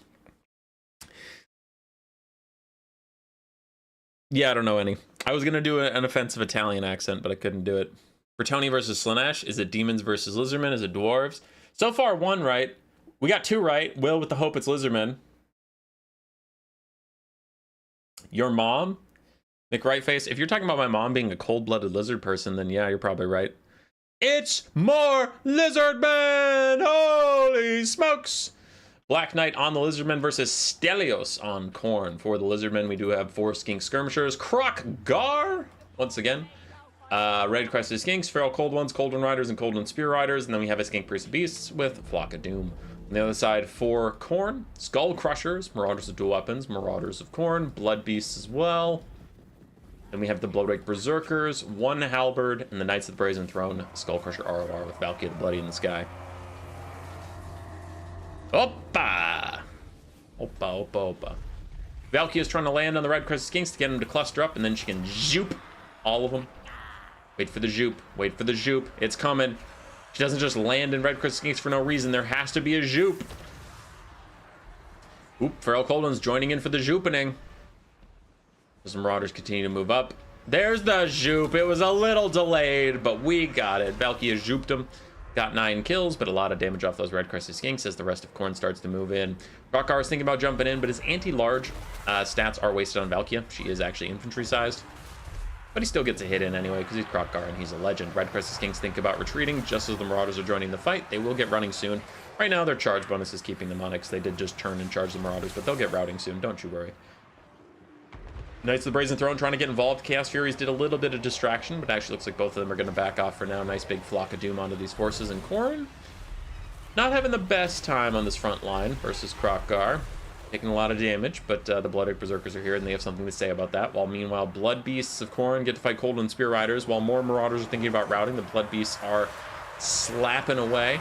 The Cold One Spear Riders are now starting to opt out of this fight. They don't want it anymore. Skullcrusher is going to jump in on the backside as well.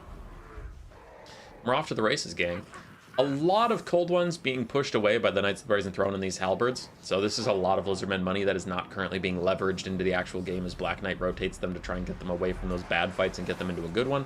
Cold One Spear Riders here taking a fantastic fight versus Skullcrusher. Skullcrusher's like 600 or 700 more gold than these guys. I mean, sure, they're taking a lot of damage, but look how much they're doing back to a unit that's almost double their cost. Like, right around it. A couple hundred gold here and there. Overcast Flock of Doom on the Bloodwake Berserkers and the Knights of the Blazing Throne. The Bloodwake Berserkers will be a bit of a problem for this Lizardman build. They don't have like Razor Dawn hunting packs or anything that can guaranteed kill them. Chaos Warriors with Halberds getting a Horn of Khorne buff while fighting Cold One Spear Riders. That feels a little bold, but it looks like the Cold One Spear Riders just took a charge and then backed off. Speaking of taking a charge, the Knights of Blazing Throne are in once again, cleaving through Red Crested Skinks and Skink Skirmishers. Looks like they're happy to just fight anybody, and Kroq-Gar is trying to find something to do here. As it feels like a full port press. Khorne is rolling up on your Boston Tea Party. Every port, every harbor of access, they're landing ships. Anyway, mispronunciation jokes aside, they are doing a full court press. It feels like the Lizardmen are just in retreat everywhere, and they need to take a fight. It looks like they're finally taking one here.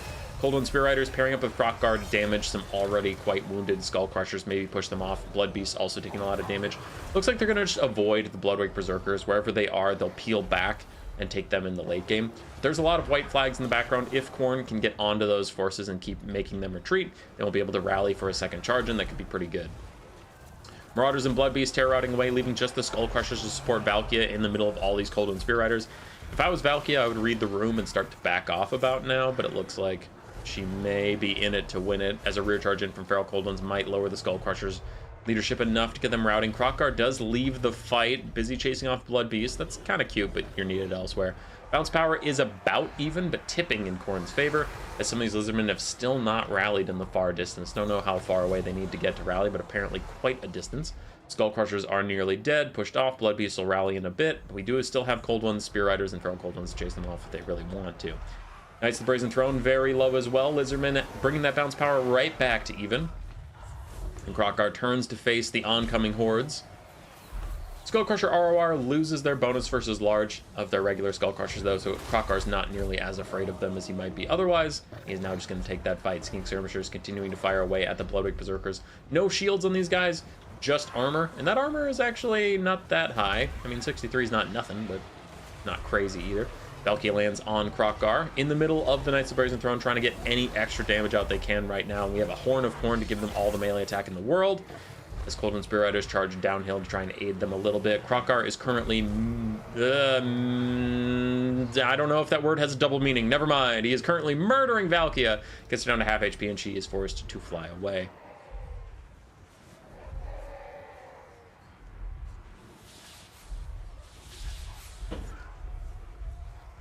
Took him a sip of my beverage as I checked chat. Fisho and Shoxy popped in. Hey, Fisho and Shoxy.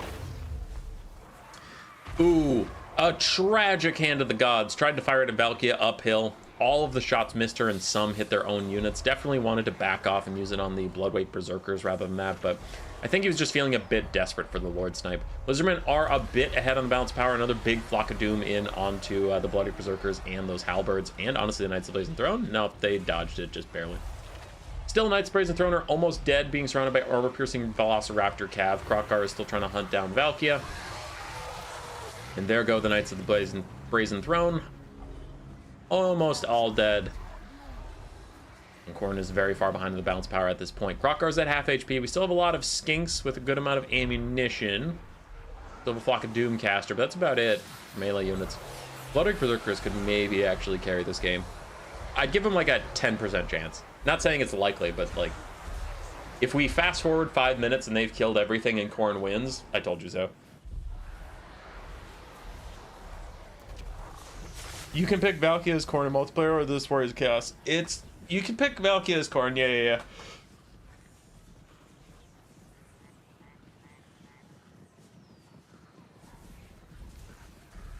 Yes, it's Khorne versus Lizardmen. You can take Valkia as just Khorne, for sure.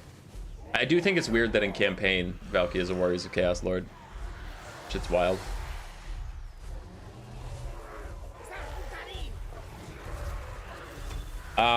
Garrett, I believe it's a proc. I believe if you get hit with Flock of Doom, you get hit with all of it no matter what.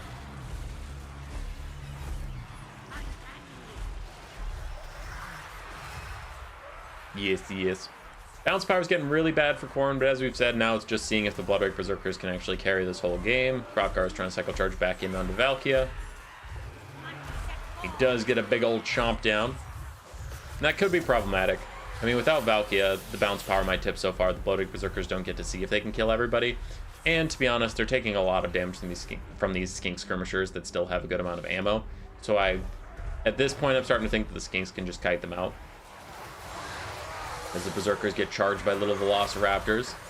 They'll fight back. They'll kill those Velociraptors. But every little tickling of damage is just Khorne's hopes fading away. Valkyria's trying to get back up into the sky. Krokar, having Malekith flashbacks, is like, no. And then she gets back up into the sky and is fine. Another Flock of Doom overcast on the Bloodweight Berserkers. And army losses hits. GG.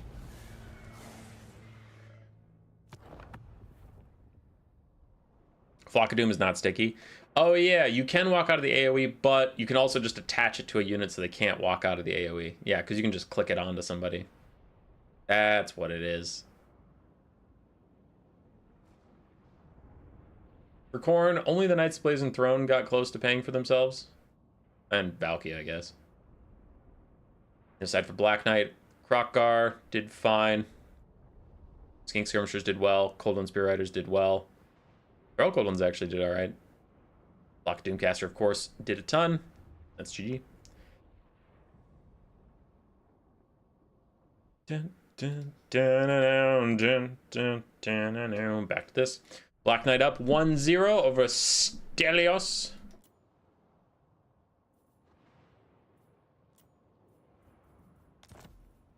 But there are many more games to go. Do not worry. As we're into game 2, ladies and gentlemen, can you guess the faction? We've had so many of them today. That's correct. It is Chaos Dwarves. Stelios on Chaos Dwarves, Black Knight on OPOP Dark Elves.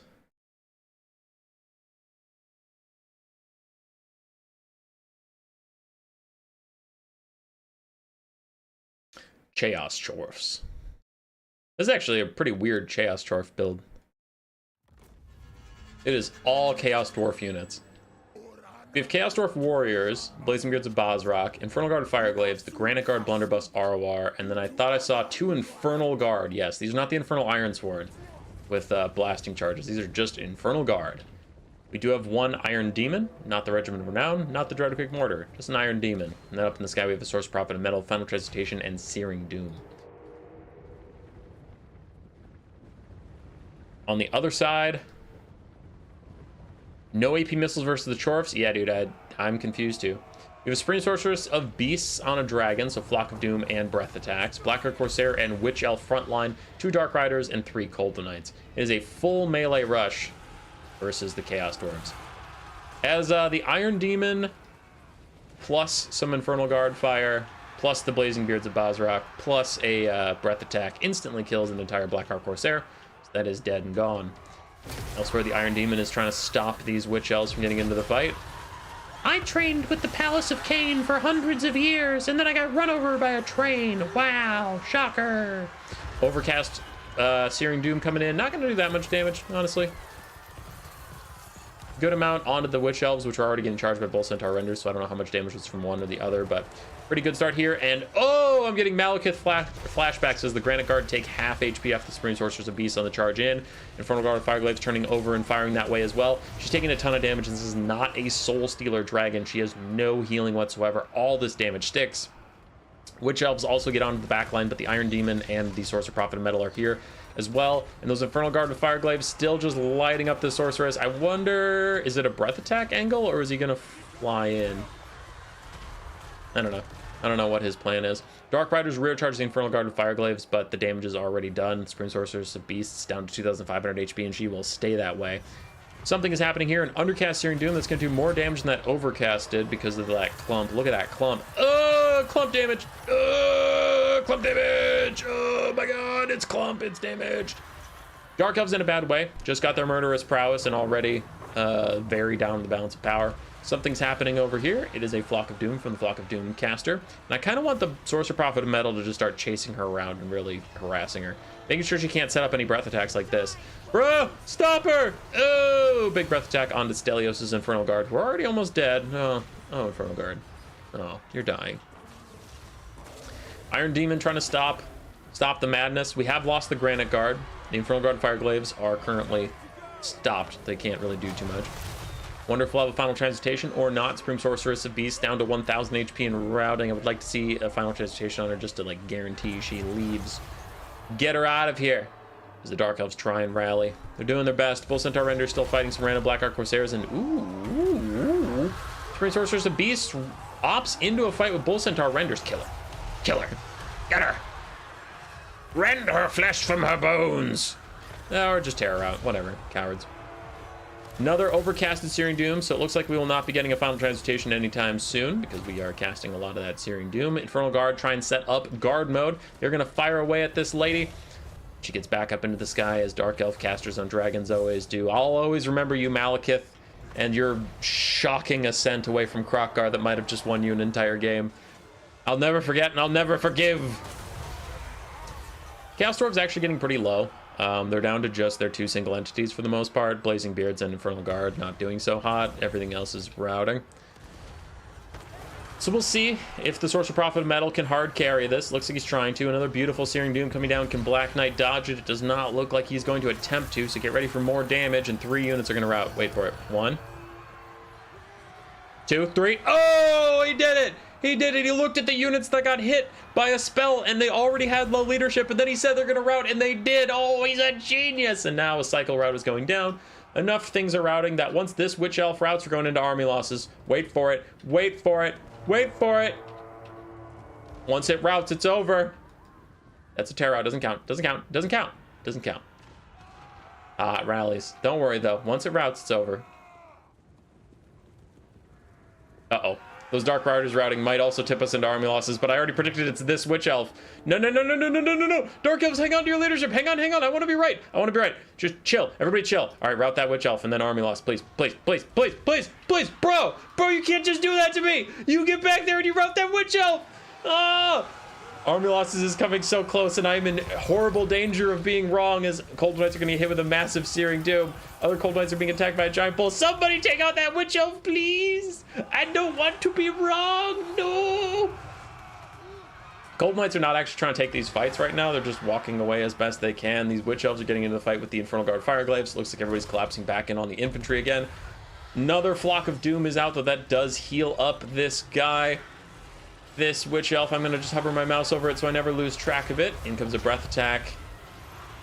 A lot of Chaos Dwarf units are routing. Balance of Power is still getting worse for the Dark Elves. As a bunch of Chaos Dwarf units die, the Balance of Power keeps getting worse for the Dark Elves, as this Witch Elf is still fine. This Witch Elf is the only one we care about. Another beautiful Searing Doom. He didn't use the Final Transmutation to take out the Dark Elf Lord, which might be costing him a lot, but the Searing Dooms have been on point, as this Witch Elf... That's a Blackguard Corsair. I wasn't even looking at the right Witch Elf. Whatever. We all know I was wrong anyway. I won't pretend to be right. GG, Chaos Dwarfs win. I feel like that Balance of Power was being a little silly, because all that the Chaos Dwarfs had left was their Lord, so... Okay, calm down. I think he was favored, but the army losses was pretty sudden. This sometimes happens, but it feels like there's games where the Balance of Power gets lazy. Like, it's smoking a cigarette, watching a baseball game on the little TV with its feet kicked up on the desk. And it gets a call. It's like, hey, Balance of Power, the Dark Elves are starting to come back. They've actually routed They routed the Iron Demon. Didn't rout it, sorry. They killed the Iron Demon, actually. Yeah, Balance of Power gets worse. Are you sure? I actually think the Dark Elves are doing... Yeah, army lost them. Fuck it. But, like, sir, they're very close. Nah, army losses. Just do it. I don't want to pay attention to this game anymore. It's fine. And it feels like when games get into that cycle, it's just like everything that happens makes the Balance of Power worse. Sir, the enemy lord just routed off the field at full HP. Yeah, army lost him. It's fine.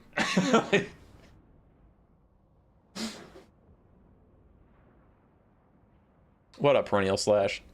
You've been commenting a lot recently. It annoys me. Stop it. You stop it. I'm kidding. I'm kidding.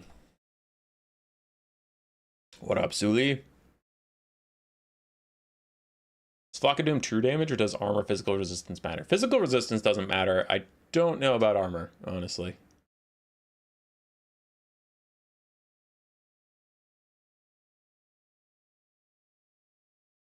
Okay, sorry. I was reading chat. I was hanging out with chat, having a good time. Infernal Guard and the Granite Guard both did well. Iron Demon and the Lord did fantastically. For Black Knight, his Lord did great after taking a crap ton of damage.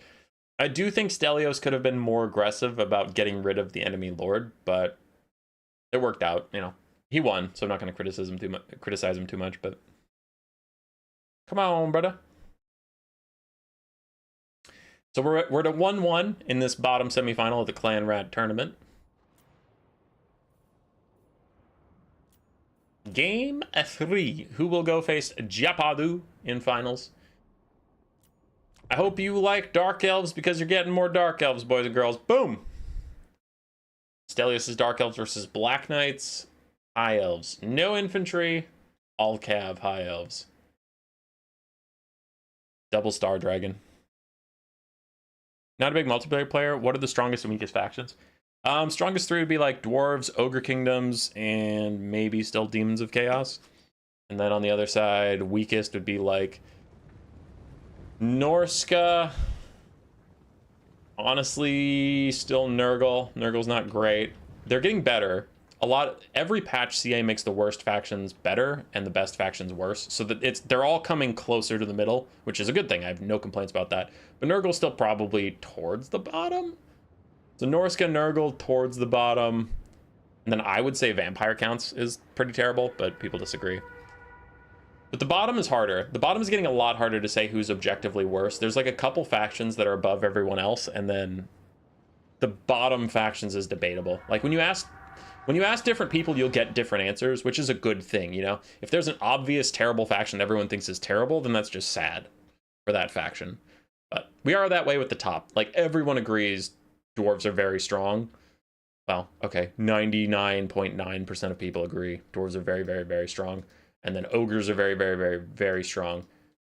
And then it gets kind of soft. Some people still say Demons of Chaos are strong. Some people say after all the nerfs they're pretty weak, but I still think they're strong enough. Anyway, focusing on this game. Last game of this best of 3 to see who goes to finals versus Japadu. For the High Elves, we have a Moon Dragon and Imric on his Star Dragon. 4 Illyrian Reaver Archers, 3 Dragon Princes, one of which is the Fireborn. And then we have a Earthblood Caster. On the other side, for the Dark Elves, we have a Charybdis, 3 Dark Shards. Yes, 3 Dark Shards. Some Black Ark Corsairs. 4 Cold One Knights. Only 3 Cold One Knights. Ew. Okay, 2 Dark Riders, and then a Supreme Sorceress of Shadows with Pitter Shades and Melkoths. Frontline of Dread Spears as well. This matchup has gotten a little harder for Dark Elves because Cold One Knights got buffed pretty significantly by getting elliptical models like Centaurs, so they're just better at surrounding stuff than most other cavalry. So now having armor-piercing, highly effective cavalry versus High Elves who don't have any armor-piercing cavalry outside of the Fireborn makes this pretty bad, so it looks like Black Knight's just gonna go for like a Hyper Kite type build.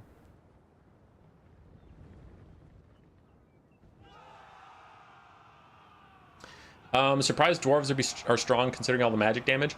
Magic damage only bypasses physical resistance. It does not bypass armor. So their armor is still applicable.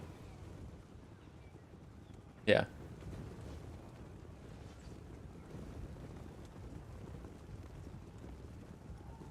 Do you ever do campaign map multiplayer? I used to. I just run out of time for it, but it was fun. We did like King of the Hill and stuff. As Imric's going to get another breath attack onto the Dark Elves. We can see this is the point of the kite build, though, as he draws the Dark Elves out. Whenever anybody gets separated, you just swarm around them and kill them off. So the Moon Dragon lands in for some terror, getting these guys to rout the Fireborn, and Dragon Princes trading with the Cold Knights. But the Cold Knights are actually winning versus these Dragon Princes, which are trying to fall back now and get an Earthblood.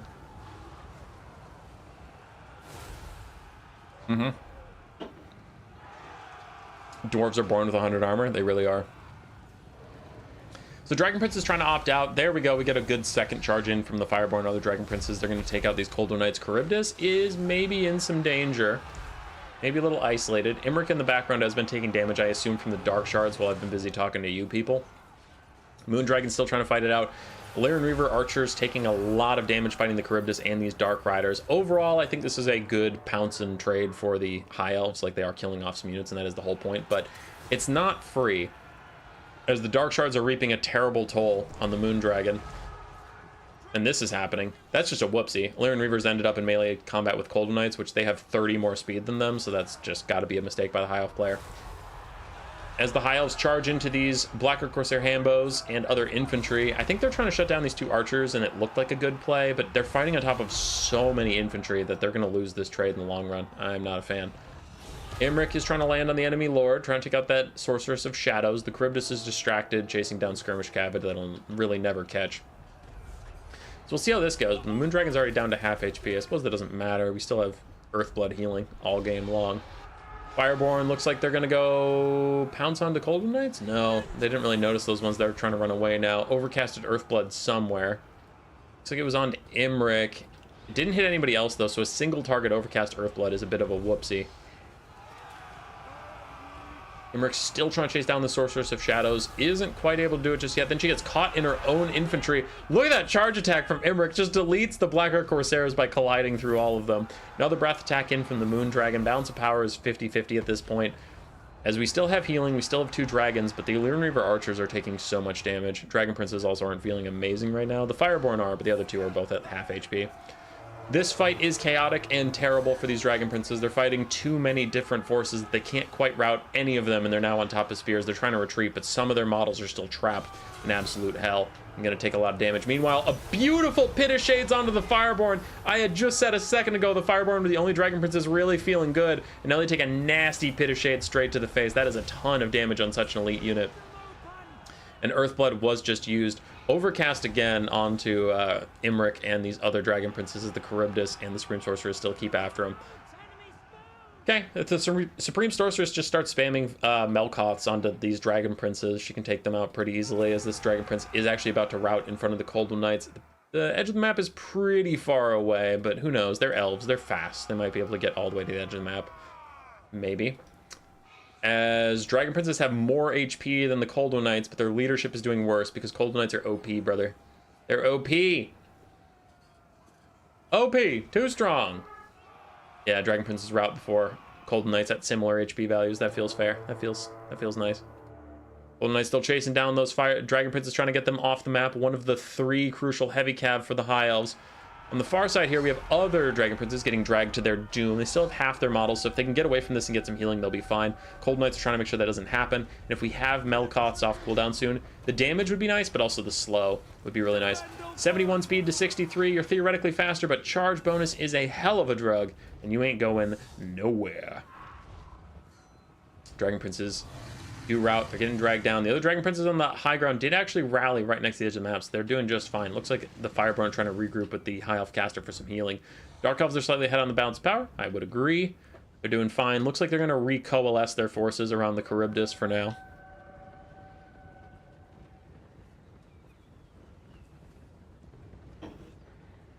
I watch Human Boy for all the live stuff, and community is great. Woo!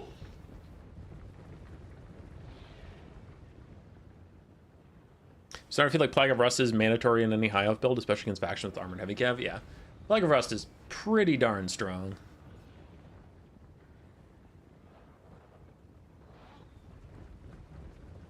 That's actually the way to handle dragons, is to treat them like Scarbrand.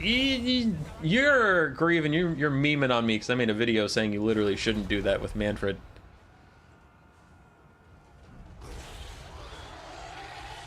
All right, Imric has landed. He is in front of enemy archers, and he is surrounded by Cold One Knights.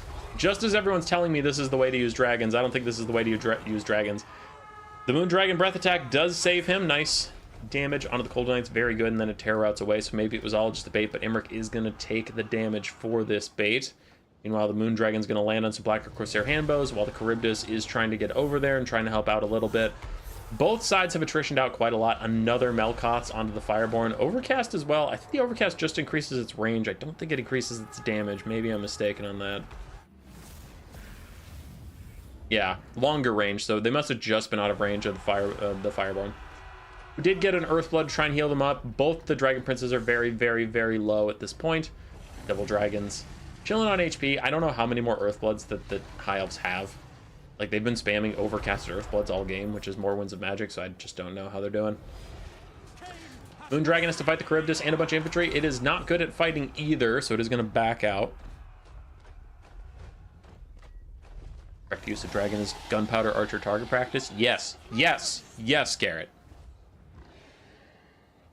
That's smart, that's wise. Leon Reaver Archer still kiting around the sides. Another overcasted Melkoths onto the Fireborn. Really trying to get rid of those guys, even though they're out of range. Does suck they have to use that extra Winds of Magic on it, but it'll be worth it if you can get rid of them. 100 HP, 18 leadership on the Fireborn. Feels good, says the Skaven main. Feels good. My lords don't come back with that little HP. My lords don't. You get your stupid Fireborn. All right, fast forward as these guys just kite around a bit. The High Elves just trying to get some healing and chase off anybody who's not a part of the group. The Dark Elves trying to just stick together and get a gosh dang fight. Dun, dun, dun, dun, dun, dun, dun. Melkoths. Dragons land in. Trying to 2v1 the Charybdis. The Charybdis is the last big problem for them. Everything else is just infantry. You can cycle charge that pretty well, especially if you still have cavalry components or whatever, but the Charybdis is that big, spooky, anti-large armor-piercing duelist that is constantly threatening them. The two dragons trying to team up on it. Looks like the High Elves are coming in now. Dragon Princes, all three of them have survived to this point. All three were thinking about joining the fight. Now they're actually backing off as Imric takes a lot of damage from the Charybdis. The Moon Dragon as well is not feeling too good. This Charybdis is currently winning the game. Dragon Princes charge in. They take that Charybdis -8 leadership and the terror. They're all going to just terror out away instantaneously. They're all running for it. Imric's running too. We get a shatter in on one of the Dragon Princes. The other ones are just routing, but Imric manages to rally barely. Barely, and the Moon Dragon charges back in. I'm guessing we don't have any breath attacks left, boys. No breath attacks left at all. Final Earthblood in. The Overcast hurts the Mage of Life, but it does try and save Imric and the Moon Dragon as they 2v1 fight this. The Charybdis is OP! 1,500 value, more than it's ever gotten ever previously. The Dragon Princes are back, and now they're immune to terror routing for just a little bit, so they gotta get the charge in while they can. That is a lot of infantry, though. A lot more infantry than Dragon Princes can help deal with at this low of HP, as they get charged by the Supreme Sorceress. Imric's gonna rout, and with him will go the game. More Dragon Princes are shattering. Now we just have the Fireborn for support. Imric is already routing away. The Moon Dragon's back in. The Charybdis is still standing strong. 4,000 HP on the Charybdis, 3,500 on the Moon Dragon. Imric's routing, and there's a Mage of Life.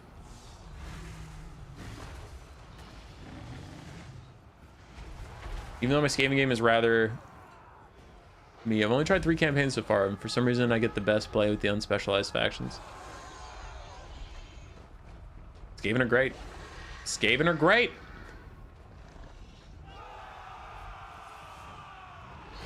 Rat Ogre Kingdoms win. It already exists, just take 4 Rat Ogres. Imric's charging back in, but there is no hope at this point. It's just one dragon charges in while the other one rallies, and then the other one rallies and charges in while the other one routes. This is not the way. Charybdis takes a chomp out of Imric. Moondragon goes in. This will be the final charge. There's no way Imric rallies and comes back in for another charge. Can there just be a kill Imric button? Isn't that Yembo? There's army losses. And Stelios will go to finals to fight Jepadu in a very patient anti-kite game. Black Corsair Handbows did well, so did the Dark Shards, so did the Cold Knights, and the Charybdis with 2,500 value in that late game, hunting down 2 dragons. For the Dragons of the High Elves, both did alright. Dragon Princes did okay. Lyran Reaver Archers did alright. Healing Caster healed a billion. A bajillion. Welcome to the Infinite Void. And that'll be Stelios W. Bam, bam, bam. Jepadu versus Stelios! Stelios! Stelios! Stelios!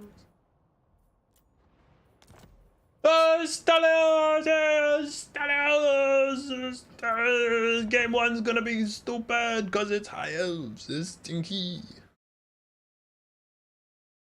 Nah, I kid.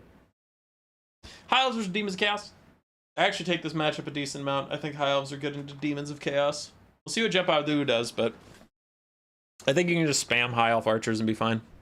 I also really like a net caster. I wonder if he took a net caster. If he did, he totally stole my tech.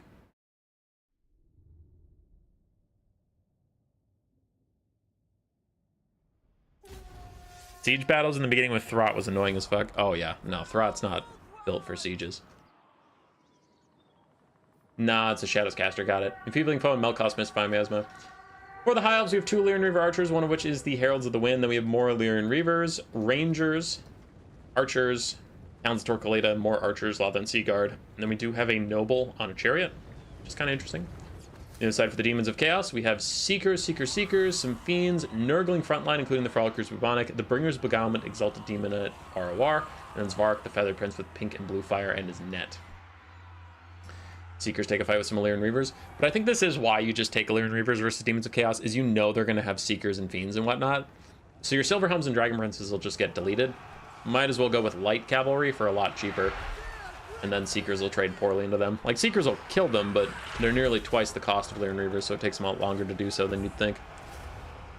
Nurgling Frontline, getting punked. They'll quickly start Demonic Instability crumbling, but we'll see what the Demons of Chaos can get done before then. As a rear charge in from Lyran Reavers plus Enfeebling Foe, really trying to get rid of these Nurglings. There is the first net from Svark. Gaze of Fate onto these Lyran Reavers so they can't retreat in front of the Seeker charge. But you can see, like, this is what I'm talking about. The Seekers are still taking a long time to kill these Lyran Reavers, considering. They would do equally as well against Dragon Princes, so you might as well just use the cheap stuff. Svark almost takes out the Archmage of Shadows entirely, while Archers turn and fire on these guys. One of the Lyran Reavers breaks, the other one that was netted is still doing just fine. The Archers continue to kite it out. One of the Seekers is already faded away. More Seekers are on the back line. Archers getting shut down. I'm very concerned about the High Elves. Archers continue to try and fire over the sides. Lathan Seaguard and Rangers have secured the front line. They're moving back now to secure the back line. Rangers finish off more Nurglings. Spearmen hold other Nurglings in place. And the High Elves are going to kind of like reconstitute their forces around this little spot. Svark might take a little bit of damage. With full barrier and full HP, though, he should be fine. Lyran Reaver's just trying to keep him off of the Shadows caster. Considering her HP, I mean, she's 1 blue fire away from death at the rate this has been going. Overcast, of course, but still. Fiends chasing down a Lyran Reaver Archers in the back line. They take about half their HP in damage. It's pretty brutal. The Hives are very far down in the balance power, and I would tend to agree. I like the net caster, because then you can net the Seekers on the way in and just force them to stand in front of your archers. That is very good.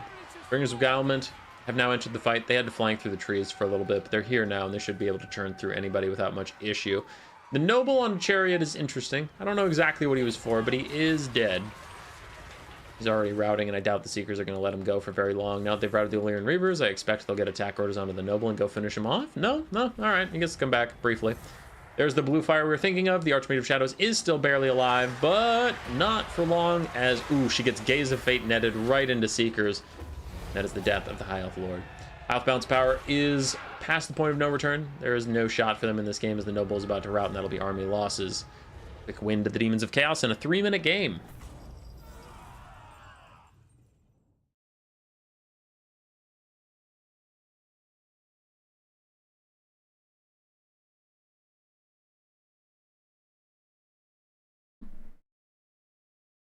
So I hate Fiends. They took 0 damage while nuking the Silver Helms.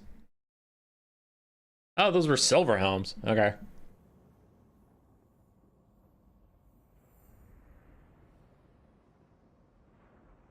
As a history nerd, melee cavalry armies trigger me. Yeah. I don't really like any army that is very, like, cheesy or not believable as a real army. It's not very cool. And I guess you could say the Mongols, but I don't know. When I play Mountain Blade Bannerlord, whenever I have to fight those, I forget what they're called, but they're just impersonating the Mongols. They have all that skirmish cavalry.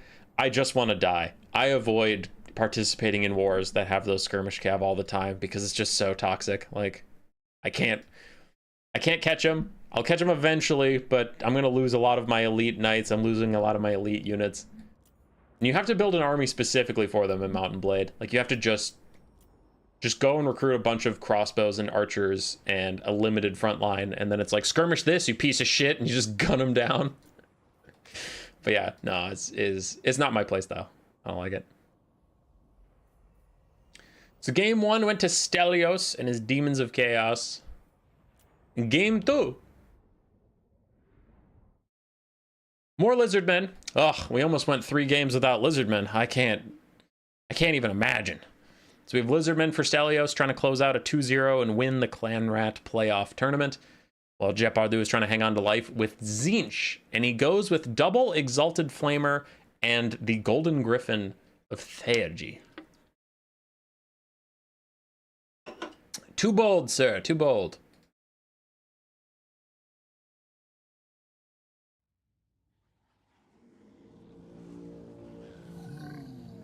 Hummus's ancestors have a grudge against the Huns? I mean, likely. The Huns didn't make a lot of friends. Tzeentch versus the Lizardmen. If you want this to go to game 3, you are rooting for Tzeentch. For the Lizardmen, we have double regular Stegodon, the bow version. The ballista.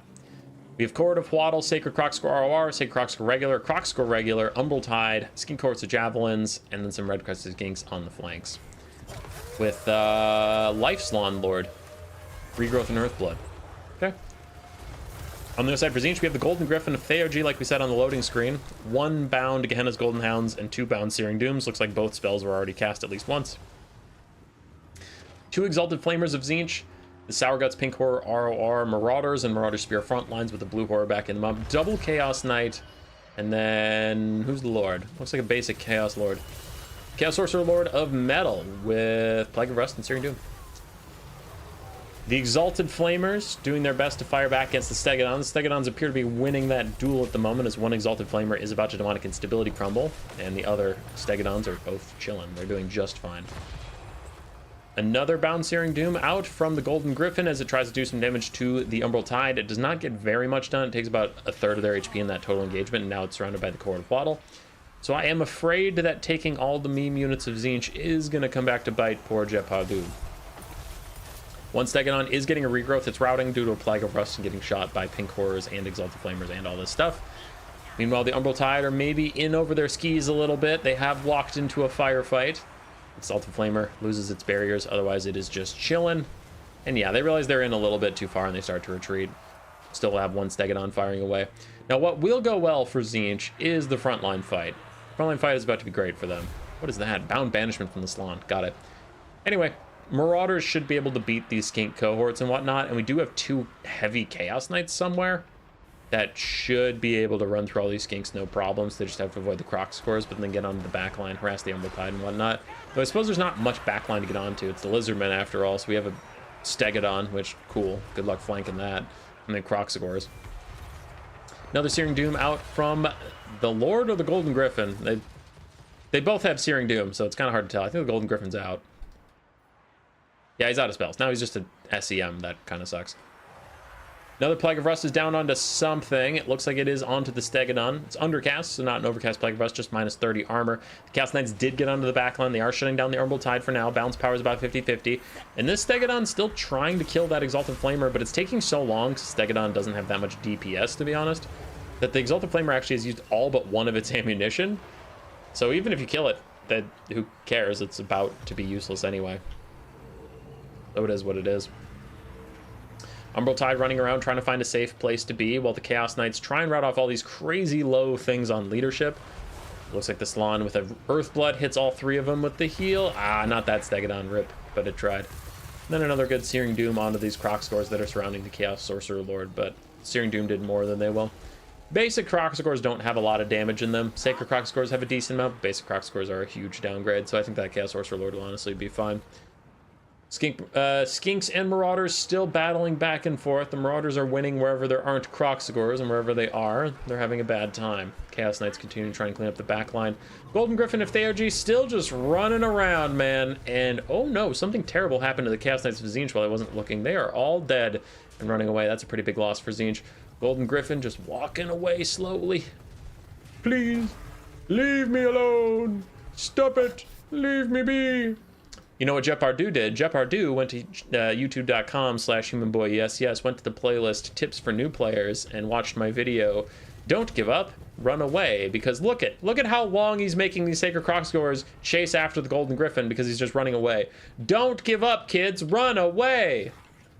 No matter what's going on, make sure your single entity keeps running just to make them work for it. If he stopped, he would have by far died way over here. Like, you would have died way long ago.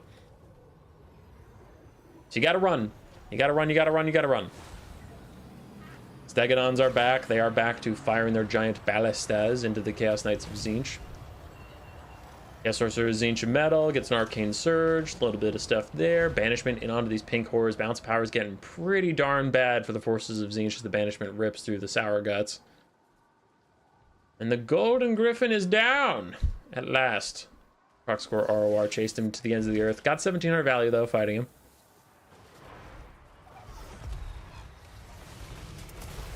Chaos Knights are in for the final fight. Big Searing Doom to help them out versus these Crocscores and the Salamander Hunting Packs. That should be some decent damage on those monstrous units.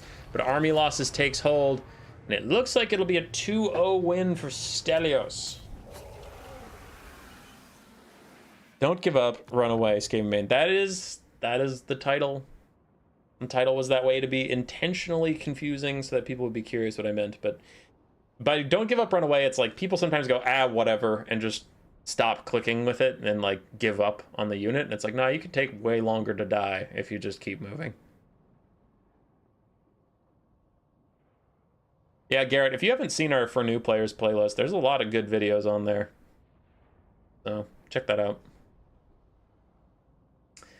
For Tzeentch, I mean, there's a reason some of these units are considered bad. I know some people like Exalted Flamers, but they are difficult to use. They're not exactly common. The Golden Griffin just sucks. There's a reason for that. GG. I'm going to take you to desktop just to make sure I did this right. So Stelios won.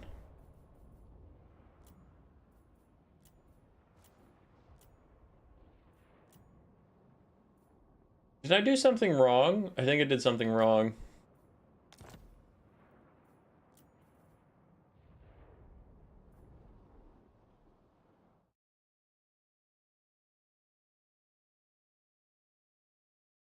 Stelios was the High Elves, and he lost to Jepardu. Got it, because there is a game 3. I was like, wait a second. Something about this ain't right. Okay. So we're going into game 3. Got it. Sorry, stupid.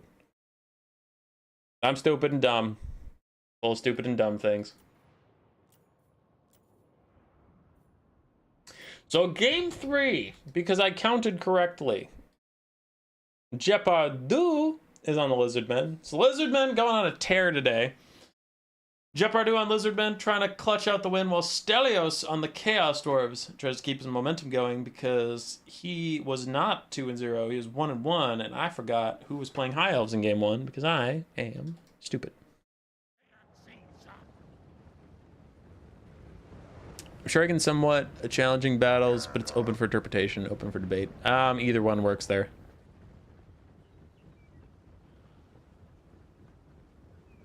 Either usage was fine.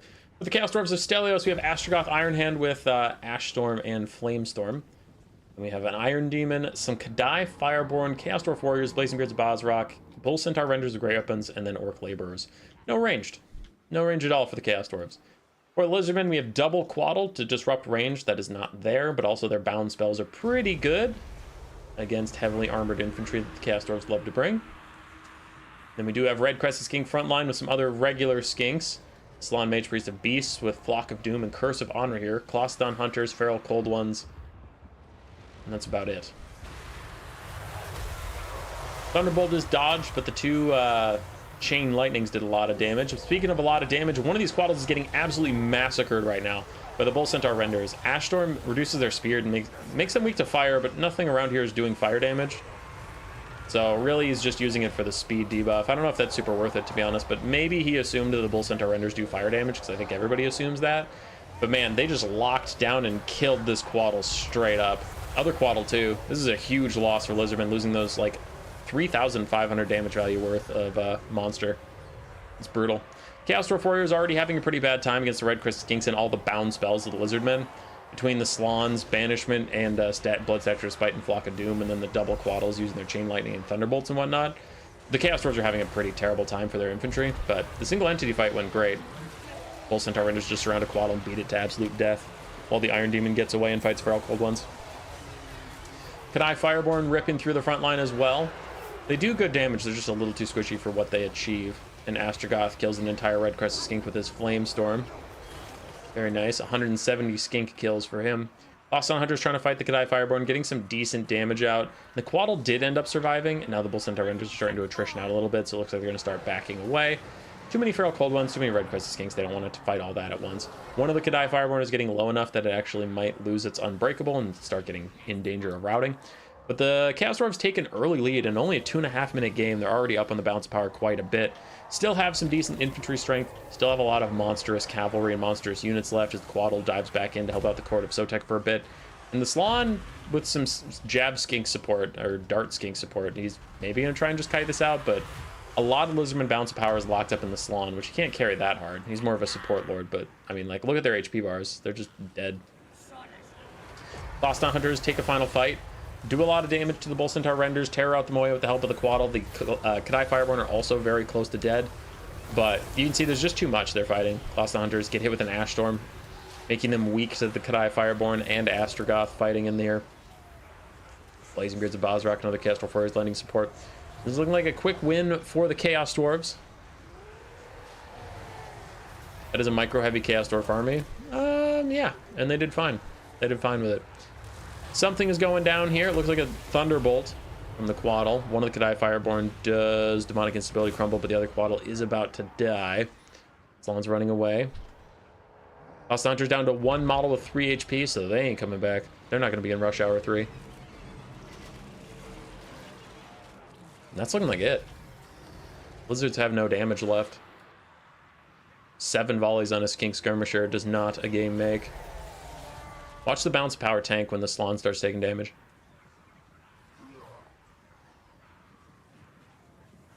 Slan's getting chunked out.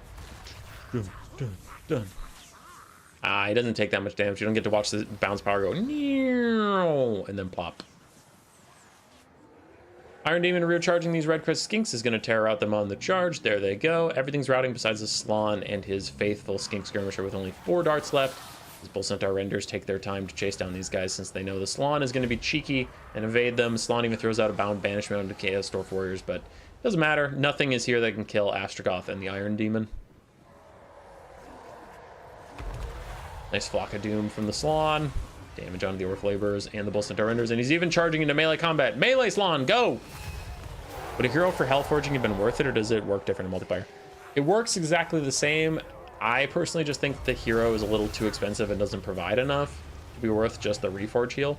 Some people take him if you have a double bull build where you have like the Lord is on a bull mount and then the hero is also on a bull mount, so you're using them as powerful single entities, and then you happen to have the Reforge.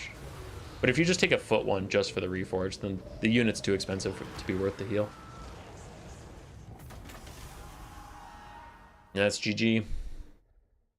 Stelios will take the win 2-1 with a Chaos Dwarf win, with Kadai, Fireborn, and Bull Centaur Renders doing most of the work there. For Jepadu, he took a lot of range disruption in his Feral Cold Ones and Quaddles, and there was no range to disrupt, so he did have a pretty bad time with that. Tough build for him in the final game. Stelios will go 2-1. Now, you might be saying, human boy, listen, you dumb butthead. You are stupid. The stream is over. And I wanted to watch more games. We do have more games, because we're going to try and do the Stormvermin one. I have an hour and 10 minutes before I have to be somewhere, so we'll try and blitz through this real quick. Nurgle's PA versus Pizu. And then Shogunik versus myself. Oh my god, I'm in here. I'm in the game. That's me down there. Oh my gosh, that's so exciting. Pizu and Nurgle's PA. All right, let's do it. Nurgle's PA playing Norska versus Pizu's Tomb Kings.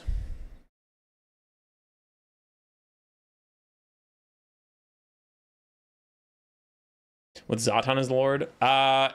Zatan is pretty terrible, unfortunately. His net is a little too short range, and his price point is a little too high. Norska! Alright, for the front line, we have Marauders, and then backed up by Marauder Hunter Javelins, 5 of them. We have Wulfric the Wanderer with Sea Fang, Fight or Die, and Hunter of Champions. We have a Metalcaster with Plague of Rust and Found Transmutation. Maws of Savagery, Skinwolf, ROR, the Armored Skinwolves, 2 regular Skinwolves, and 3 Norskan Ice Wolves. For the Tomb Kings, 4 Skeleton Horse Archers, Cetra the Imperishable on horseback, with Usirian's Incantation of Vengeance and Fa's Protection. Nero's Protection. Sphinx of Usef, ROR Sphinx, and then a front line of Nehekar Warriors and Skeleton Spearmen mixed in with the Eyes of the Desert Sepulchral Stalkers and a Screaming Skull Catapult with 2 Carrion in the sky. Shot! Yeah. Chaos Dwarves are still dwarves, they're still short. The Horse Archers are doing their best to harass Marauders on the way in. 15 armor and bronze shields can still get some decent damage out, but they're mostly trying to focus on the Marauder Hunter Javelins in the back, knowing those Javelins will be a problem for the very tall Sphinx or the Eyes of the Desert when those come into range.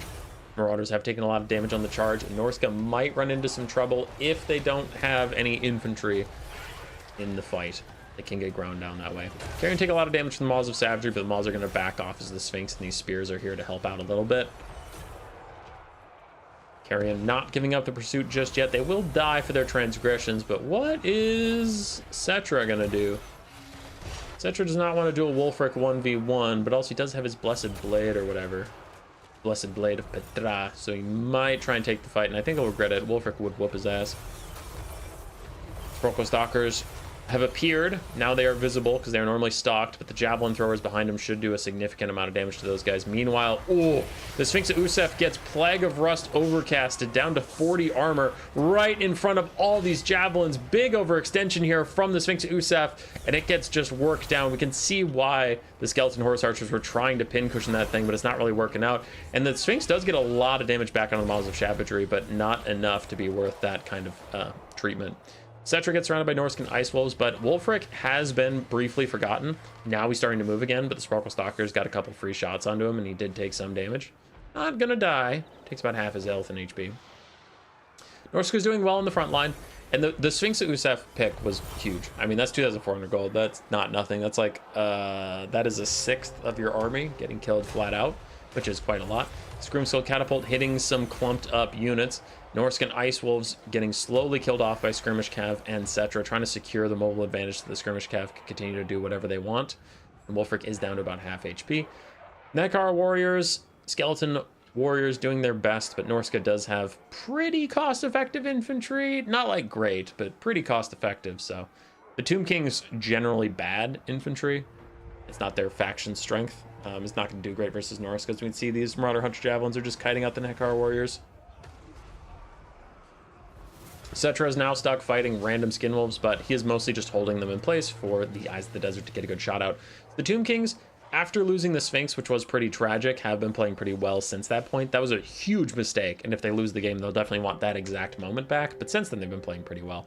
Skirmish Cav working well with the Eyes of the Desert to keep just routing off all of Norska's mobility, forcing them back. Screamskull Catapult still trying to push back these Marauder Hunter Javelins. For Nurgle's PA and Norska, I would like to see them moving up a little more aggressively. Just getting more Marauder Hunter Javelins into range of more things to keep firing. You have a Skin Wolf over here that ran up and then lost attack orders. Doesn't need to keep moving. Does need to keep moving. There we go. Starts up again.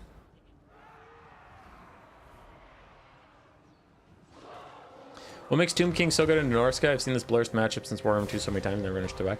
Actually, it's the other way around. Tomb Kings are very strong right now, but Norska is actually good into them. Because Norska has Marauder Hunter Javelins, which are very good against Ushapti Great Bows, double kitty cats and stuff.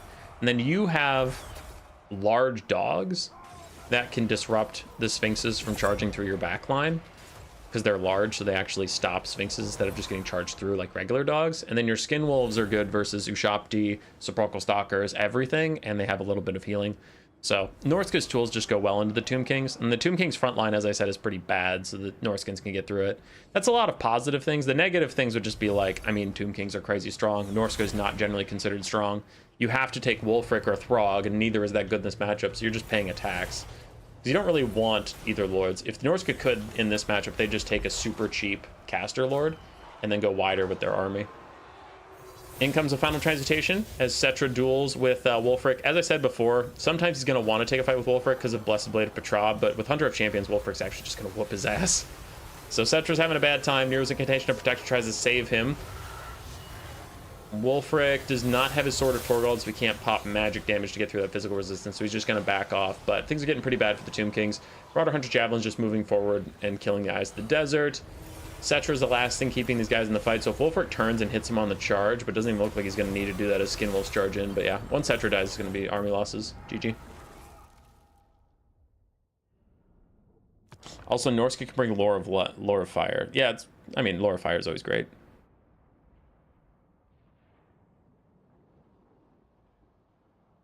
It's a counter? Yeah.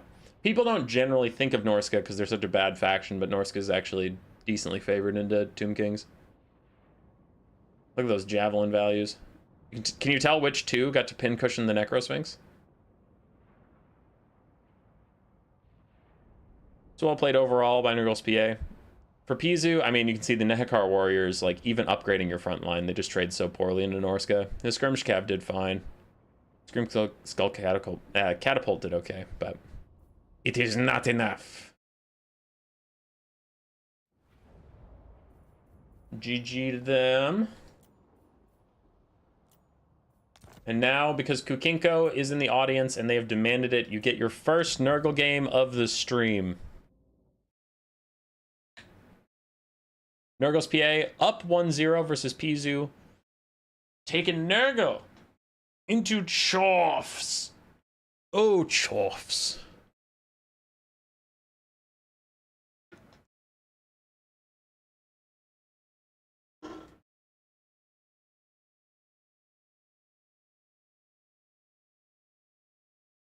Mr. Boy, I have come to give you the pinch. Why am I getting the pinch? For Nurgle's PA, we have Angels of Decay, Plague Drones, Death's Heads, ROR. They're little grenades from the sky. Demon Prince of Nurgle with Fate of Buna and Fleshy Abundance. We have more Plague Drones of Nurgle, Forsaken, Pestigors, and Marauders for the front line. And that is it. No ground-based knights, no skirmish cav, nothing. On the other side, we have Drezoath the Ashen with just Flames of Asgore as his only spell. on top of Cinder Breath. We have an Iron Demon, Hobgoblin Sneaky Gets, Infernal Ironsworn, Blazing Beards of Bosrock, the Granite Guard, and Infernal Guard, and then some Bull Centaur Renders of Grey Weapons. Nurgle is in the game? I know, it's shocking. Dagroth, that's not nice. Don't pinch me. No pinching. No, no, no. Also, like, subscribe, and join the Discord, everyone. We have cute pet pictures and crab channel. Yeah. Yeah. Drazoth lands on some Pestigors and Forsaken. Thinks about opting out, then he actually opts back in. I wonder if he's going to bother with the Flames of Asgore right now, or if he's going to save that for a more consequential fight. But there are 2 infantry right on top of each other. I mean, he could. I kind of don't want to pan away just in case I miss it. That could be a juicy one. Let's solid bait. Big damage coming in for the Pestigors. Forsaken also in a little bit of danger on the far side. Iron Demon's just going to charge through Pestigors. Stuff's going on. I just don't want to miss the possible Flames of Asgore. In come the Plague Drones that are... Okay, now this has to be a Flames of Asgore angle. Like, look at all these units right here. You could just Flames of Asgore them. I'll keep it in my peripheral. So, how's the rest of the battle going? Marauders are pushing through that front line. We have a Fate of Buna coming out already. Onto the Granite Guard, pushing them back. Just don't want to miss it. I just don't want to miss it. Infernal Guard Fireglaves firing at Marauders of Nurgle. Granite Guard getting pushed back. They do not have spell resistance because they are not their dwarf cousins. They are Chaos Dwarfs, so they take the full Fate of Buna damage. Still with higher HP. Generally, they're fine. You can see that HP keeping them nice and topped off. 80 out of 80 models. Meanwhile, Drazoth is fighting over here. I think we've missed the Flames of Asgore angle. I think now it's too interconnected that he do as much friendly fire as damage, so don't think we're going to see it over there for now, as the Demon Prince of Nurgle does land directly on the Granite Guard. Doesn't want to get shot by them, so he's just going to disrupt them melee nice and quick like. Infernal Guard firing at whatever they can. Might want to focus on the Angels of Decay. Plague Drones, Death's Heads, get those guys poked down nice and easy. There's other Plague Drones fight alongside their Forsaken in this dark little corner that it is hard to see what is going on, but here you can kind of see some of the action. Is that a Flames of Asgore? Why would you do that? That is going to be so much friendly fire, my guy. Why would you do that right under Drazoth? Okay, he didn't take nearly as much friendly fire as I thought. A Plague Drone gets entirely deleted. Forsaken takes a lot of damage. Okay, that worked out. That was so risky, but it worked out. Chaos Dwarves are ahead on the balance of power. Nurgle's PA routing off the Granite Guard with the Demon Prince of Nurgle, who appears to be... Okay, he is walking. I thought he was literally just hovering along the ground, which would have been funny. Just bruh T-posing all over. Plague Drone's still trying to do stuff in the distance, but doesn't look like it's going too well. Iron Demon plows into these guys. What will the Angels of Decay Death's Heads do? Nurgle is a bit down on balance of power. That seems pretty typical. What up, Dread Saurian? I already cast your series.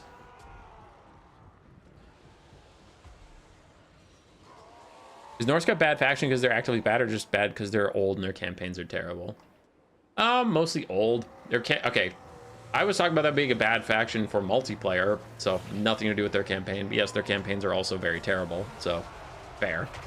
But when I say they're bad, I'm just talking about their roster, because they have expensive melee lords. They can't take a cheap caster lord option, so you know that they're going to be wasting some of their money on a lord that you can snipe out pretty easily. And then their infantry is quite outdated. It's not good versus most factions. So then they just rely on skin wolves and Norscan ice wolves to carry everything. But enough about that. Norska's not in this game. Iron Demon's very, very low. There is no healing for it on the Chaos Dwarf roster. Getting something over here. I thought I saw a heal going down, fecundity maybe or something. Demon Prince of Nurgle has just been stuck chasing the Granite Guard for very long because he really doesn't want to let them come back. That would be a huge waste. But it does suck how long he has to chase them down. Meanwhile, elsewhere we have Plague Drones, and the Plague Drones' Death's Heads trying to surround and kill Drazoth. And on the ground, a lot of infantry left for Nurgle. It's all very damaged, but it is still technically around and starting to chase off some of the Infernal Guard Fireglaves, things like that. Blazing Beards are going to finish off Pestigors in the distance, but the Chaos Dwarves are getting a little thin.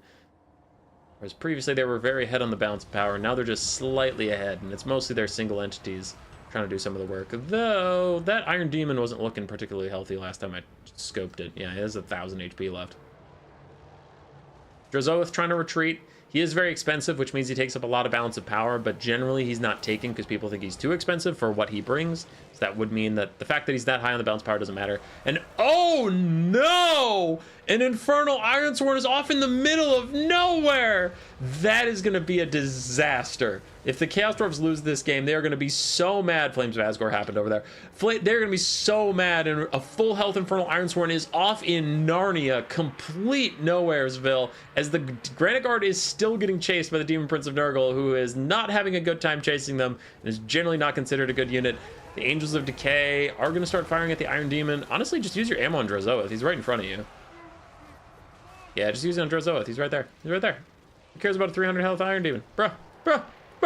Drozoeth, kill him, please, please. They kill the Iron Demon. It's nice to kill it. I just think that they could have done that in melee and used their grenades on Drozoeth.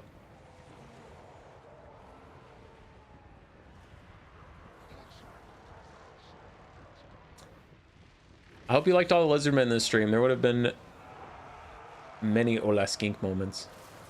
Yeah. All right, the Death's Head still trying to get rid of Bull Centaur Renders. Don't know why they're not just killing Drozoeth. They're using their ammo on some stuff that's already pretty damaged when they could have sniped out the Lord. So we'll see. Balance power is 50-50. And we still have Infernal Guard in the distance chasing down Marauders of Nurgle. Demon Prince lands on top of Drozoeth. Is trying to chase him down now. As for things that are actually in the fight, the Chaos Dwarves over here are completely boned. But like a lot of their balance of power is in a full health Infernal Ironsworn off in the distance. As Demon Prince of Nurgle lands onto Drozoeth, gets a couple hits on him. Everything else for the Chaos Dwarves is routing besides the Blazing Beards. Angels of Decay Death's Heads are coming back over. They still have 2 grenades left. And a Fate of Buna is out onto the Chaos Dwarf units. Ooh, yeah, Drozoeth is not the basic caster, so the basic caster gets that heal every time you cast a spell. Drozoeth doesn't get such a heal.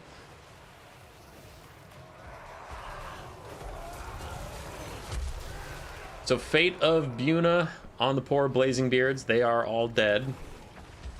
Infernal Ironsworn are trying to come back to the fight. The Granite Guard, are you serious? After all that, the Granite Guard came back anyway. He didn't even realize I didn't realize he didn't chase them all the way off the map. That's pretty sad. Drozoeth's gonna easily rout off these extra Forsaken and stuff as the Granite Guard try and reform, try and show up, get some damage out. They should probably reform into box formation, because as they move as a line, they're going to take a long time to turn or do stuff. They are going to line up shot on the Angels of Decay, who do retreat, still take a little bit of damage. Someone's got to peel those Marauders of Nurgle. Looks like it's the job of Drozoeth. As the Granite Guard try and turn, but we can see how long it takes them to turn. Still get a little bit of anti-air fire onto the Plague Drones that are charging in. Just a teeny tiny bit of fire.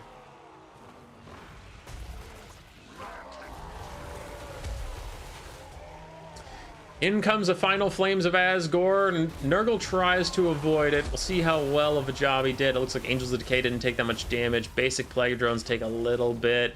Drozoeth's going to get surrounded, probably routing any second now. We still have a full, like, a 2/3 health Demon Prince of Nurgle standing right here. He should be able to deal with Drozoeth, right? Right.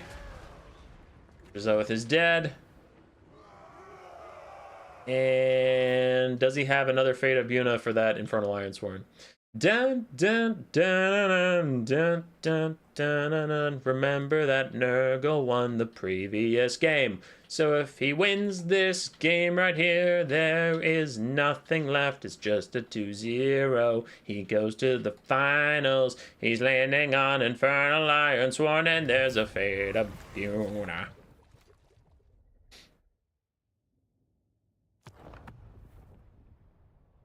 GG. Nurgle's PA wins.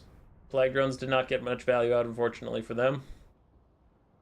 But the mass of armor-piercing infantry did fine. For Pizu, it was a good attempt. Drozoeth got some decent damage value out. Orc Laborers didn't. Hobgoblin Cutthroats did. Infernal Ironsworn that wandered into the distance, unfortunately, missed out on most of the fight. That's GG.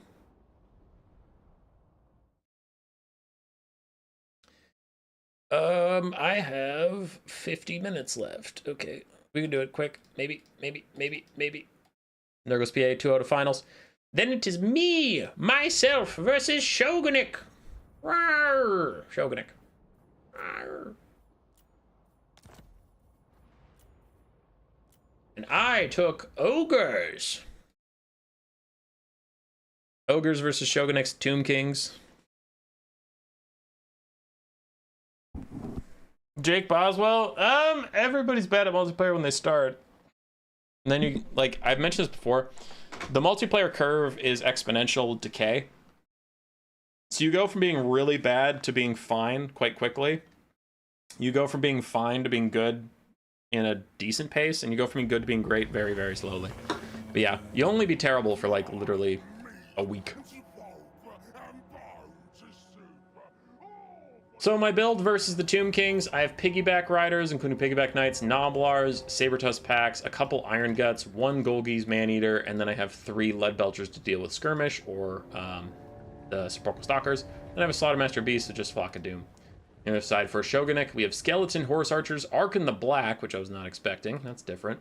Chosen of the Gods, another Shop Great Bow, 2 Sepulchral Stalkers, a front line of Skeleton Warriors and Spearmen, 1 Necropolis Knights with Halberds, and a Carrion.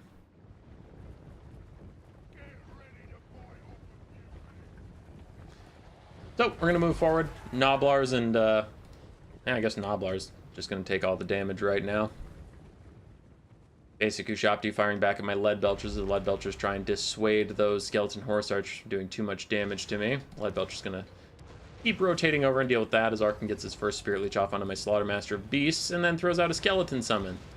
Frick. He's gonna stop some of my Piggyback Riders, and then I have to stagger my advance. I'm letting my faster units fall behind a little bit because I don't want them to just sit in range of the Ushopti while I wait for my Noblars to get into melee.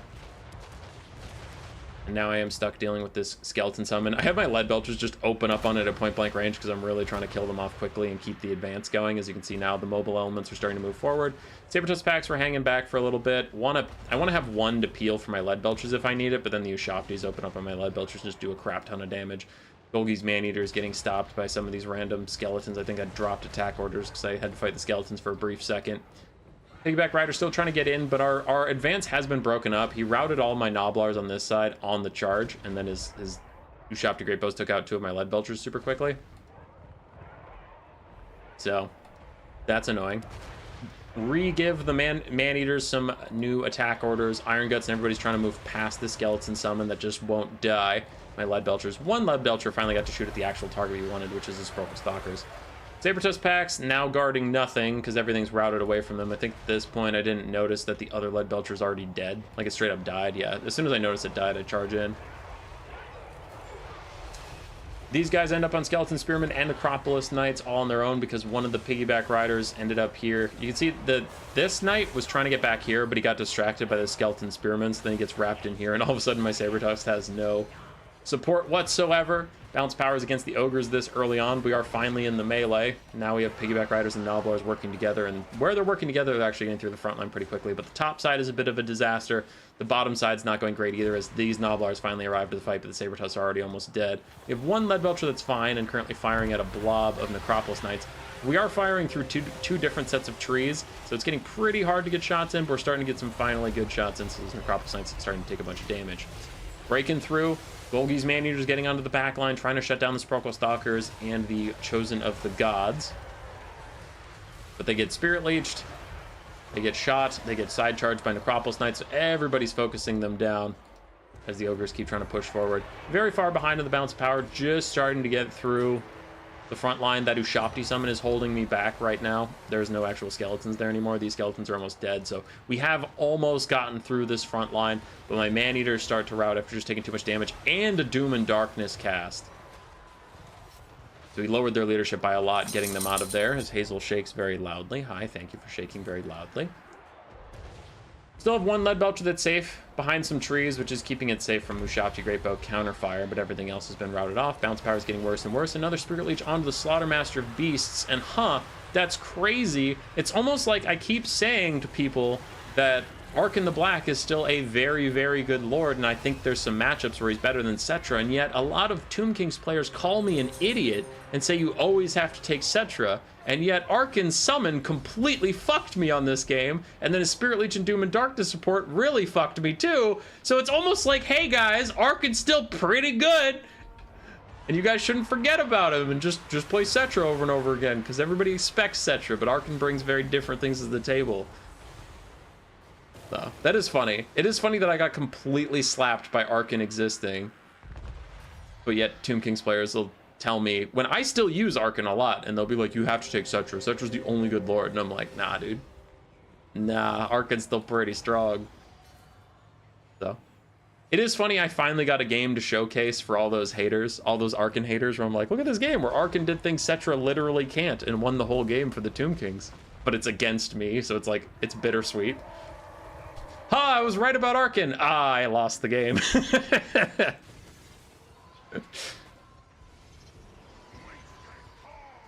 Remember when Arkan was ranked S tier? I remember. Dude, nothing changed about that Trogdor. That's my whole point. Cetra got like big buffs, so did the cats, and Cetra's OP, Nusirian's Incantation of Vengeance is crazy strong, all that, I get that. But Arkan is the exact same lord he's always been, and I'm like, this isn't an argument to say Cetra is bad, or to say Arkan's better than Cetra. I just think there's some matchups where Arkan is better, and I feel like everyone's sleeping on Arkan because, like, Cetra's the new hotness. I'm like, nothing changed about Arkan before, though. But, like, everybody was taking him. So I got distracted from the game for a bit because I felt like it's been over for a while. Balance power's coming back in my favor a little bit, but that is super fraudulent. I mean, if you just look around, my Slaughtermaster is doomed. Arkan's chasing him down. I had to just stop and fight because Arkan can run faster than me. I have almost no melee troops left. I have a full health Lead Belcher with not a lot of ammo. That's doing a lot of work on the balance of power. In reality, there's enough skeleton horse archers to chase everything down, and once Arkan kills my lord, my leadership is going to become untenable. So there's that. In the game, I was very close to a meat feast, so I was hoping maybe I could get a meat feast and cast it on an Iron Guts or something, but that's why I dragged it out. But in the future, I know I didn't get the meat feast, so I know it didn't matter.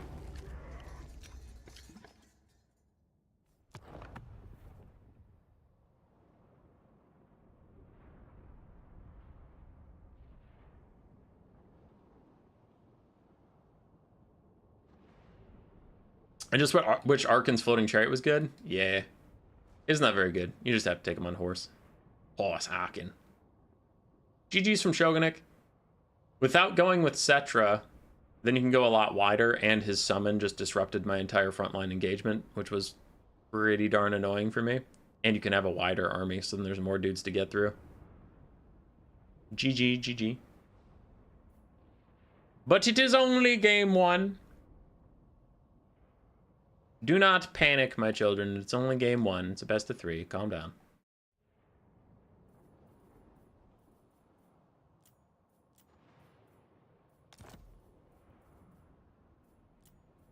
So, I heard people saying that there's not enough greenskins. Someone at the start of the stream said, I want to see some greenskins. Well, I got you. I got you, fam.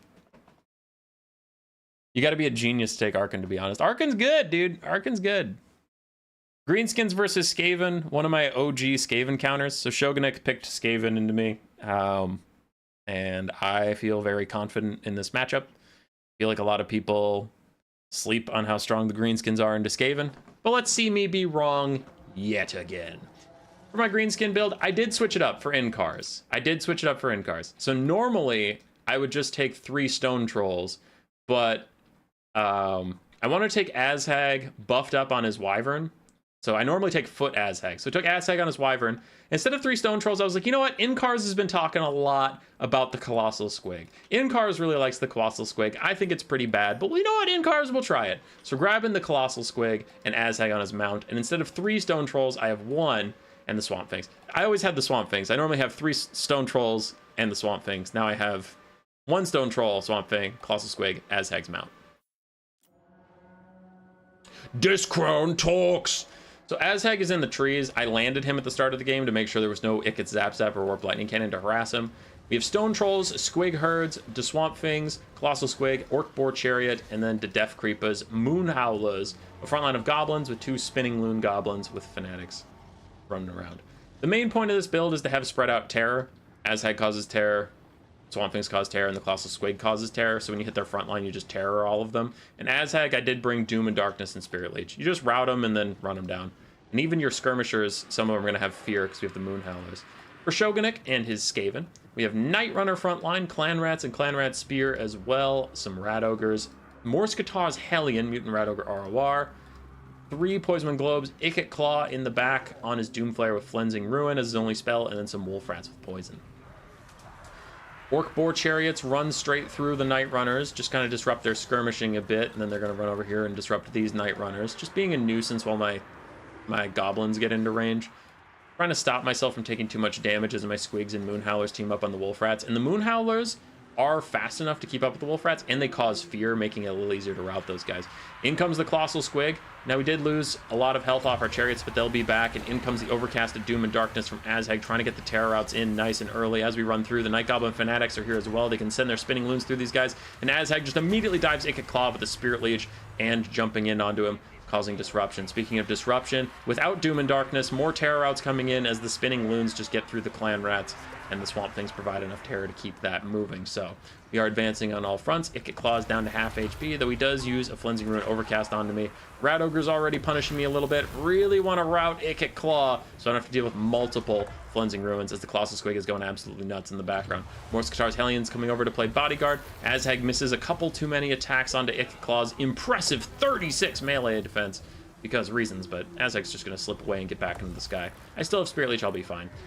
Shogunate deployed crazy wide, so I did have to take some time to get my skirmishers around the side. So now I'm going to use Azhag to try and make sure the Night Runners keep running, because these Spider Riders are supposed to be back here already, but Shogunate deployed a lot wider than I'm used to, so it took me a while to get back here. Azhag loses the plot as I'm microing other things, but I think my Wolf Riders are in range now to hit those Night Runners. In comes the first Wa. Bounce powers against the Greenskins, so maybe this is a bad matchup, and old Human Boy's just taking drugs again.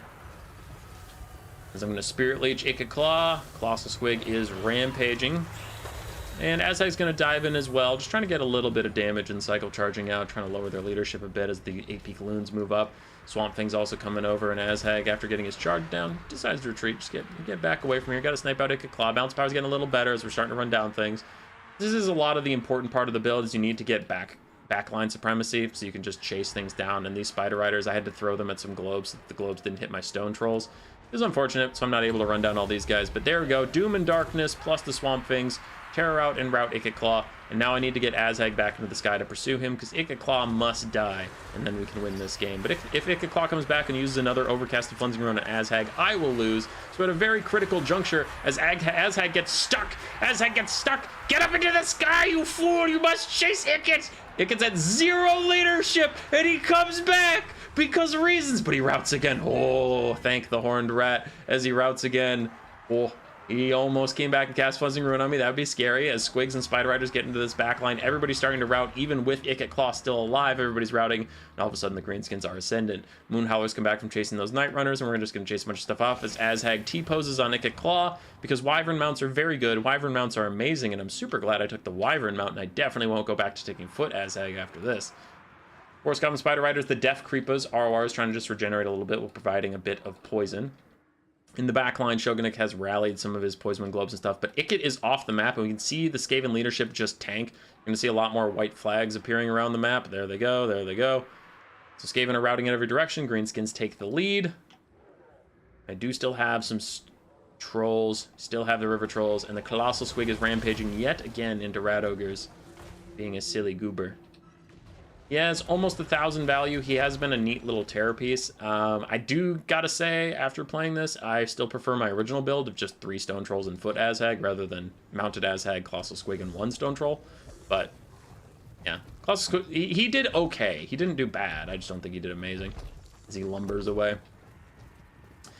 I'm kiting away from Morskatar's Hellion. I don't want to fight him while my guys just clean up everything else around the map. Stone Trolls are going to run down this stuff, and it'll be fine. You're supposed to thank Gork or Mork, not the Horned Rat. Oh, I'll thank the Horned Rat, and I'll like it. What up, 100 Days music? The ROR Colossal Squig is great against cavalry. Yeah, Skaven don't have cavalry, though. Wiltrell? That's great. That's great. Would Ogre Bully be good against Tomb Kings with the too squishy? I'm Jenna too squishy, yeah. All right, so we got game 2. Skaven are bad. Anybody who picks Skaven loses, dude. They're trash. If I made a tier list for this patch, which I haven't because this patch is really similar to previous patches, so the tier list would be similar. Dude, I like no cap, and I know I am a malding boomer Skaven meme. I know, but I would honestly put Skaven in C tier. And I know everyone disagrees. That's fine. And I acknowledge, I'll say it a billion times, I am a malding main. But Skaven are so freaking bad, dude. There's so many matchups where they're disfavored. It's so easy to beat them. It's so easy. I took Greenskins. We haven't seen Greenskins all stream. You haven't seen Greenskins all stream. These guys are bad. Greenskins are D tier, and yet they slap Skaven. Shogunek deployed great. He played great. He did amazing, and I still won. You know why? Because Skaven are ass, brother. Anyone who plays Skaven loses. Game sucks. Skaven sucks. Skaven need buffs. Nerf globes, nerf Flensing Ruin, buff a bunch of other shit. Come on. All right, we're going to game 3. Whatever. Anyone who plays Skaven loses because they're a bad faction. We're 1-1. I got my free win off of his Skaven. Let's fucking go. And for the final game... Oh, no.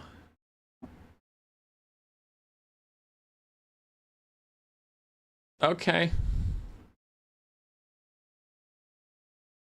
So 2-1, Shogunek wins. Wow, that's crazy. That's shocking. We actually don't even have to watch this game. That's how shocking it is that Shogunek would win. No. Here's the thing. I got him in a trap. Because I knew this was exactly the build that was coming my way. Because this is the build every Grand Cathay player takes into Skaven. So I freaking got him.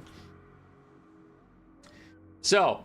we have 2 Wolf Rats to help peel Onyx Croman, 4 Rat Ogres, then we have the Doomflayer ROR. I have Ikit Claw with Flensing Ruin. Don't do that! What?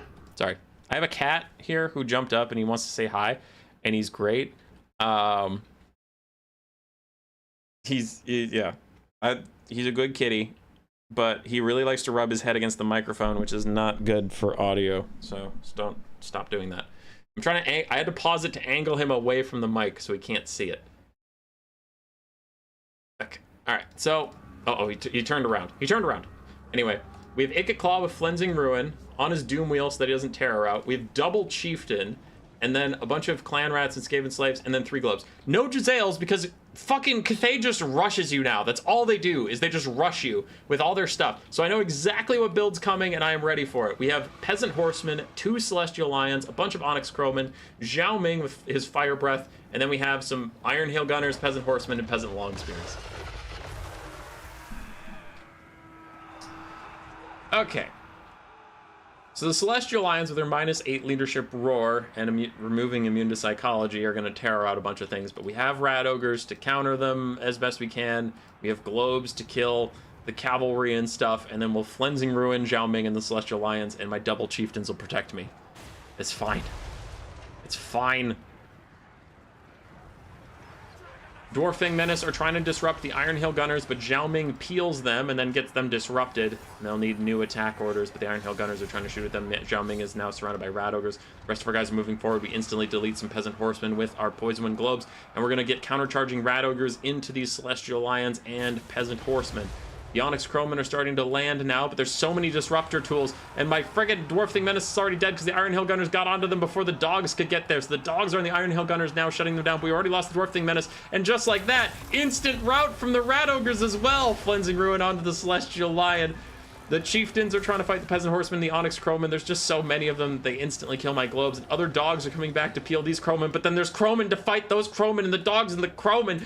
There's so many of them! You can't do anything!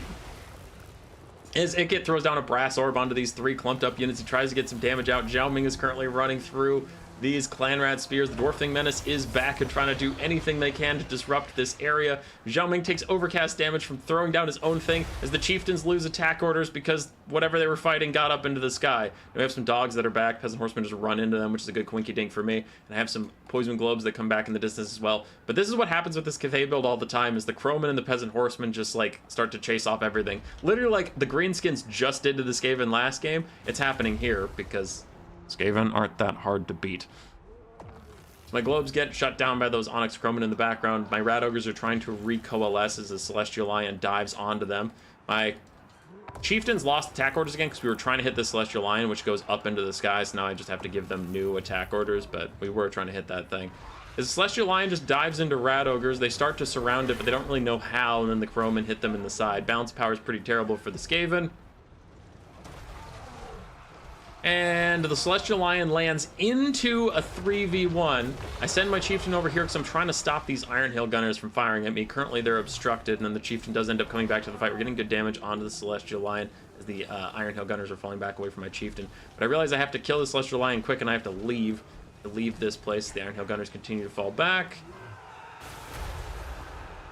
And the Celestial Lion just gets up into the sky because Skaven single entities are terrible at pursuing stuff because their animations end with them stopping, not with them still moving. Bit of a problem. Dwarf Thing Menace is trying to shut down the Jade Warrior crossbows. Bounce power is terribly bad for the Skaven as everything is routing everywhere, and I just have Ica Claw and my double bone breakers, which are stuck on peasant horsemen. Ladies and gentlemen, Skaven single entities are trash, and I will not broke. I will not broach. I won't listen to any of your piss ass arguments that Skaven single entities are actually good. They suck. They're terrible. I'm trying to snipe out Zhao Meng. Really, the only hope we have here. Flensing Ruin, Overcast down onto these guys. Celestial Lions coming back in from over here. Everything else is routing. Dwarf Thing Menace is still disrupting those Iron Hail Gunners, stopping them from shooting at my single entities as they still try and fight Zhao Ming. But these Chieftains have just sat around with a foot in their butt all game long, not getting any value anywhere at all. Zhao Ming's running away. Everywhere you look, there's Grand Cathay units ready to hop in and help out. And guess what? Zhao Ming is actually going to be fine because he still has his heal, which I'm trying to get him low so that he won't proc his heal, but then I can maybe win by like getting everything else to route off the map, and then he just gets army lost or something. We shut down more Jade Warrior crossbows. Dwarf Thing Menace still trying to stop the Iron Hail Gunners. Yeah.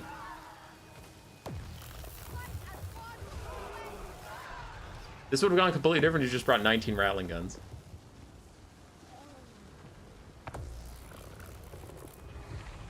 Skaven single entities, Ica Claw, and Doomflayer, and Ica Claw and Doomwheel are very strong, to be honest. Yeah, sure, dude. Yeah. Zhao Ming's taking some damage. His Celestial Lion is what I'm spam attack orders onto. Make sure I hit that and not Zhao Ming since he's about to get his heal, but this game is pretty much over. I'm going to try and get rid of the Celestial Lion. There's a bunch of Peasant Long Spears. And I don't know what we can do about this one, Coach. This is my Chieftain. Rallies, still hobbling along as the Iron Hail Gunners are trying to hit him. He turns and he's like, I just want to dodge. Ow! I'm dying!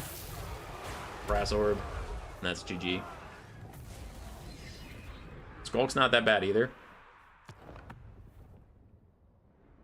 Is Jover. It is Jover. Like, dude, I actually, like, real talk. I know I'm a Malding Skaven main, but I was telling my chat about this when I lost this series. I went to my admin chat and just whinged for a while. Shogunuk played great. And my complaints are not just, I lost on Skaven, so I'm mad. In this series, they went 0-2, but I felt like this series showed all my problems with the Skaven because my Greenskin build beat them too. And it's like, he got very far ahead on balance of power right away, but it's like, all right, I got Ica Claw, it's over. They're just, like, Skaven are actually weak right now. And people won't believe me because I'm a Skaven main, and they're just like, you're just sad because you're bad. It's like, no, dude, everyone can beat them. I knew this exact build was coming, and I still couldn't do shit about it. I hate it because you can't take more range. They just shut down your ranged instantly with 8 light cav, counting Onyx Chrome as light cav, and then 2 single entities that can fly and cause mass disruption. You can't do that much damage to them. Your ranged is worthless. I've tried Night Runners, but Night Runners just get run down by the Peasant Horsemen, Jade Lancers, and Onyx Chromen and shit. I've tried Gutter Runners and Night Runners as well. So you can't take Giselles, you can't take Rattling Guns. I tried globes. I tried full melee with globes, and still they just beat me anyway because Rat Ogres do no damage back to the Grand Cathay stuff. It's just like, what the hell can you do? It is not just this matchup. It's like, all right, Tomb Kings is cursed. Since the cats got upgraded, now all of a sudden there's too many things Tomb Kings can do into you. Grand Cathay is cursed. It's all cursed. Ugh. It's pretty bad.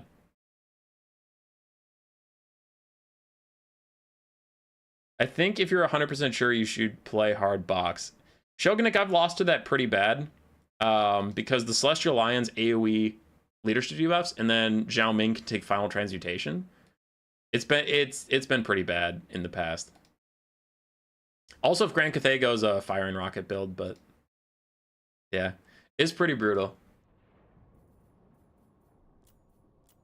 Okay, let's see. I have 30 minutes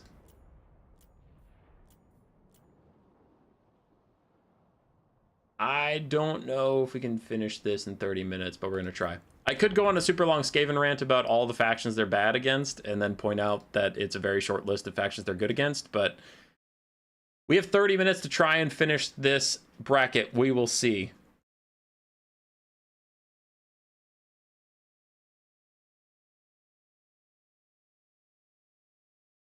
So the finals is Nurgle's PA versus Shogunuk.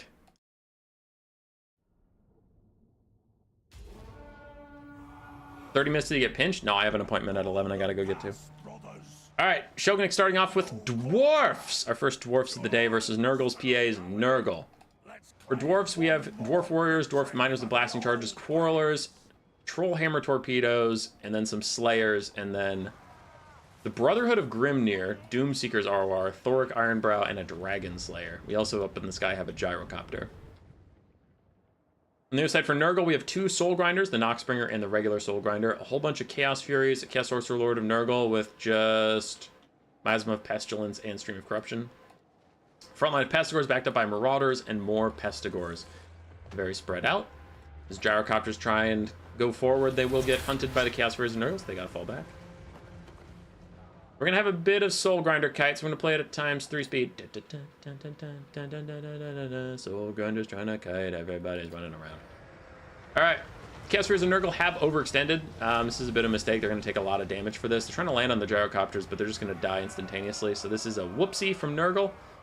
Master Rune of Slowness, slowing down these guys so they can get more easily shot by the Quarrelers and the Iron Drake Trollhammer Torpedoes. The other Furies might be able to get to safety, but these ones will not. They will die. Frontline fight is about to get engaged. Pestigors and Marauders and Nurgle charging through the trees to get to the Dwarves that are now here. And the Miners with Blasting Charges not able to get their shots off quickly enough. One of the Furies is dead, like we said before. The other one is re-opting into the fight, so it will take the Dwarves a while. Yeah, and more Chaos Furies come in. This is good timing for them. The other one's overextended a little bit, but this is good timing. So now your ranged units and Slayers and stuff have to go deal with these while these guys want to be shooting at the front line. And they're just busy. They can't do it because there's Furies all over them. So great flying assault timing from Nurgle's PA after a bit of a whoopsie. Gyrocopter's still doing their best. Dragon Slayer needs to go find a fight. The Soul Grinders are both still healthy and happy. 7 volleys apiece. They're still firing. Now they're both shooting at the Brotherhood of Grimnir. Ooh, with them this clustered up, maybe those Soul Grinders can get a hit. Maybe. Stream of Corruption down through some Dwarf Warriors. Soul Grinders managed to miss every shot anyway.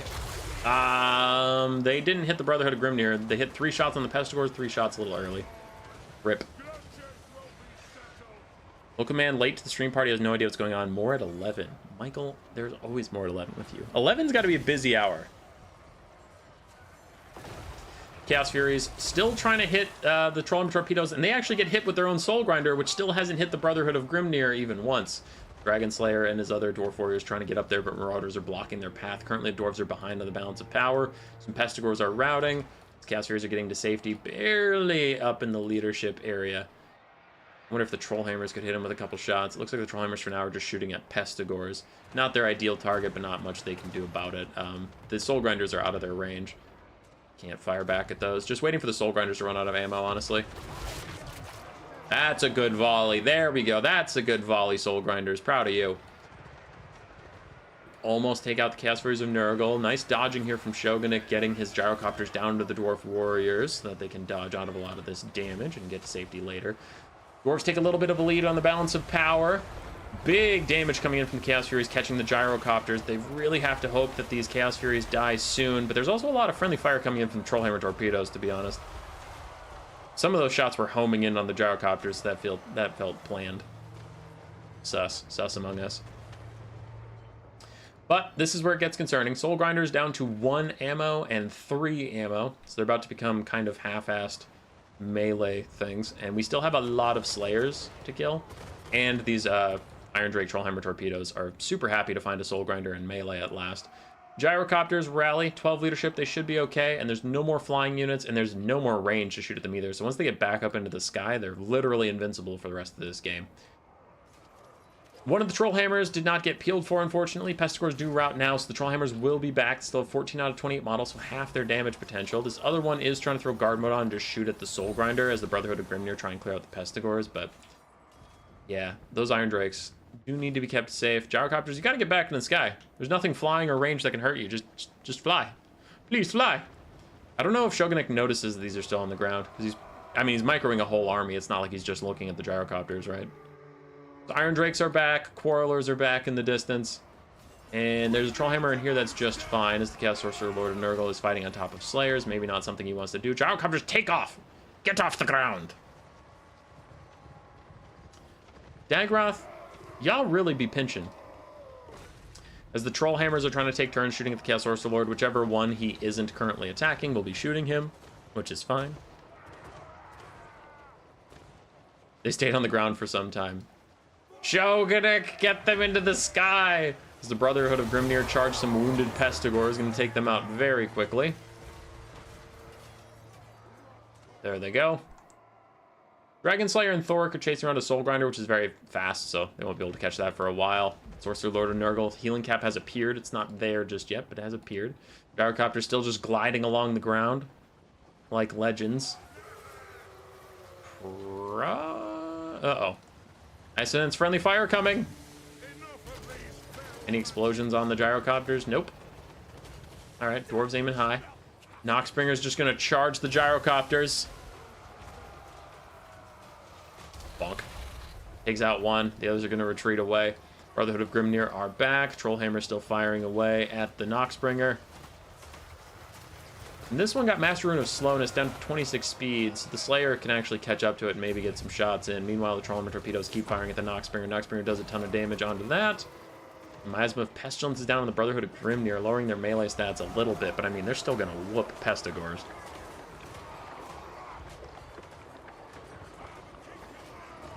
Dagroth, I blame Lucy. They want to be gyro mowers. Alright, Chaos Lord of Nurgle still trying to route off some stuff. We still have Slayers, we have some Quarrelers, Dwarf Warriors. Gyrocopters are up in the sky, so now they can shoot at whatever. As long as they want. 9 ammo left. They're going to fire at the Soul Grinder. That still has a little bit of ammo, ignoring the Noxbringer. Brotherhood of Grimnir are going to charge into it too. This should be a bad sequence of events for the Soul Grinder. We still have some Trollhammer torpedoes. Trying to get defended by Slayers, but yeah, the Dwarves got to put a little more effort into keeping these Trollhammers safe. The Pestigors getting on them for free multiple times throughout the game has been pretty tragic. These ones have rallied 8 models left, so they can still get a lot of damage out, but that is going to be that.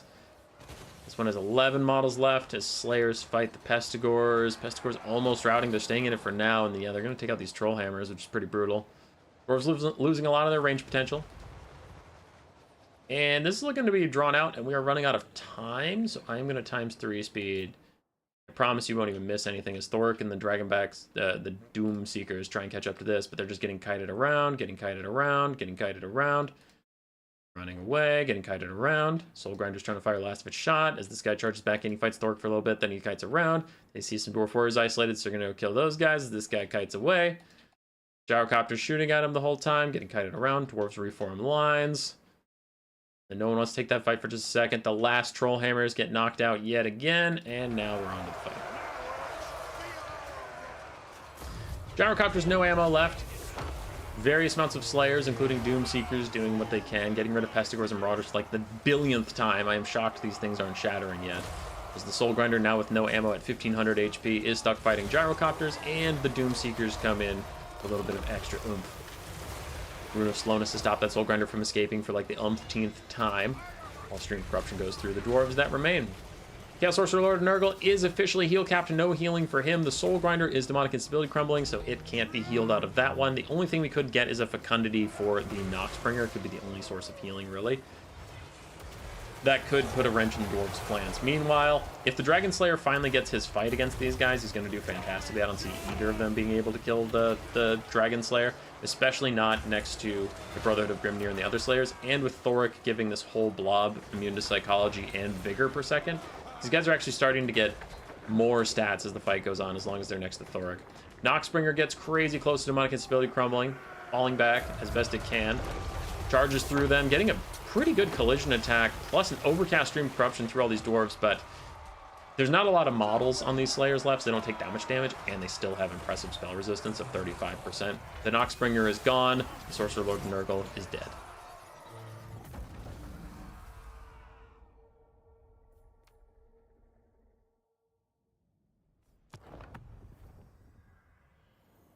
Sorry, bad English. How do cows sleep? Cows sleep standing up sometimes. They sometimes also just sleep laying down.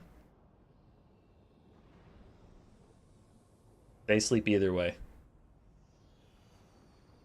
Dwarfs with a win. Gyrocopters and the troll armor torpedoes getting a lot of the value. For Nurgle's PA, his soul grinders did pretty well. Pestigors, yeah, lots of value on the Pestigors. Armor piercing, but they also got onto key targets. Okay. That was game 1. 17 minutes until I have to leave. Let's do this. Where is it? There's really game 1, so I don't have to keep scrolling past it. Game 2. Shogunnik with the Tomb Kings versus Nurgle's PA's Norska. We saw Shogunnik's Tomb Kings beat My Ogres, but we also saw Nurgle's PA's Norska beat Pizu's Tomb Kings.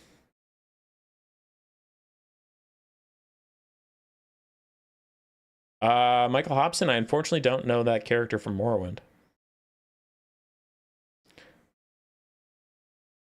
I heard fish sleep standing up. Fish don't sleep at all. No, they sleep swimming like they always do.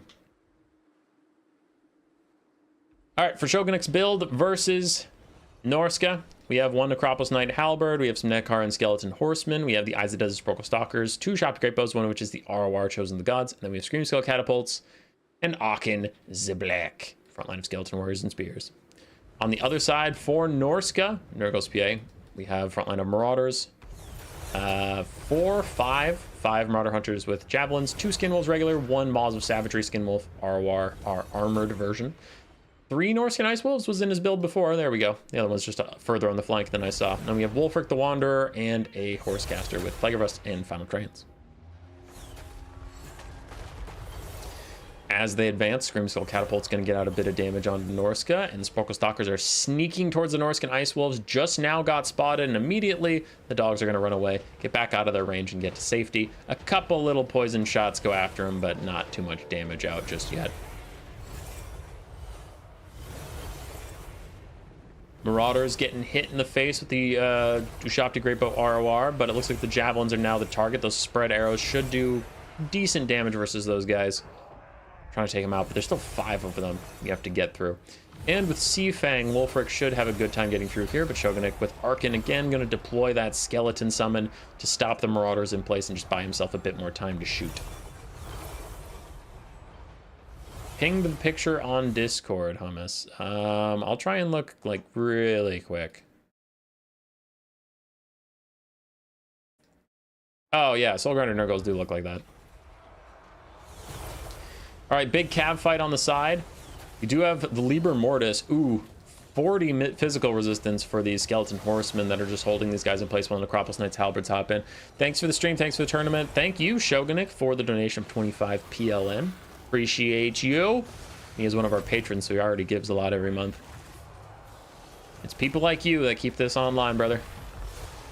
Chosen the Gods getting eaten by Norskan Ice Wolves right now. A beautiful Sea Fang through all those Tomb Kings units, actually. That was a huge one from Wulfric. Yeah, like a 400 value Sea Fang right there. Norska's front line has hit the Tomb King's front line. The Maws of Savagery have penetrated the back line, and things are starting to look really scary for the Bony Boys, as chaos and disruption makes it hard for ranged factions to win games. They don't really like that. Chosen the Gods falling back with half HP. Another Shop to Greatbow has half HP as well. In this big old fight, eventually the Tomb Kings win it, but at what cost, as they lost a lot of HP on a lot of units. And we even get a Fate of Buna onto Norskan Ice Wolves. Damn. I suppose there's not a lot of good targets for it, but still, that is brutal. Norska is routing though, so at least the Skeleton Horsemen can chase them off, and you really have to chase down the Skin Wolves so they don't just regenerate and come back stronger than ever, like the Sand people of old. Maws of Savagery still harassing the Sporkle Stalkers. ROR, the Eyes of the Desert, not having a good time running away from these spooky, scary wolves. Balance power is 50-50, but I would way rather be Norska right now. The Ushapti Summon is out, so that's fake, will eventually fade away, and Arkin has rallied the last of the Chosen of the Gods models to him. Still have a very healthy Necropolis Knight for the Tomb Kings, not trying to discount them too badly. Norskan Ice Wolves did get killed off in the distance. Yeah, they're still getting chased by the Tomb Kings, but the Tomb Kings did not chase off that other Skin Wolf, so it does get a charge on the Neckar Horseman. It will get to trade back decently well. Now these Skin Wolves get to fight Necropolis Knights Halberds, Skinwolves and the Maws of Savagery as well, trying to 2v1 this. That does leave the Sepulchral Stalker ROR able to shoot them in the back, so maybe a bit of a mistake. It's a big Final Transmutation overcast onto, Arcan and a summon, not a summon, and a Spearman and the Screaming Skull Catapults. Mostly talking about the Arcan value, though. Pretty good Final Transmutation. Necropolis Knight's Halberds slowly dying as the Skinwolves continue to beat them up, but that rear shots from the Sepulchral Stalkers and some Skeleton Horsemen coming to help out, and a Liber Mortis really trying to turn this around for the Tomb Kings and make that flank go a little bit better. Speaking of flanks, the Tomb Kings are losing the left flank. Norska is continuing to move in. Nice Sea Fang through the Scream Skull, Catapults, and the Spearmen. And that shot is fake, remember. This is some BS. So in 10 seconds, it's going to disappear, and all of a sudden, this flank as well will look a little thin for the Tomb Kings.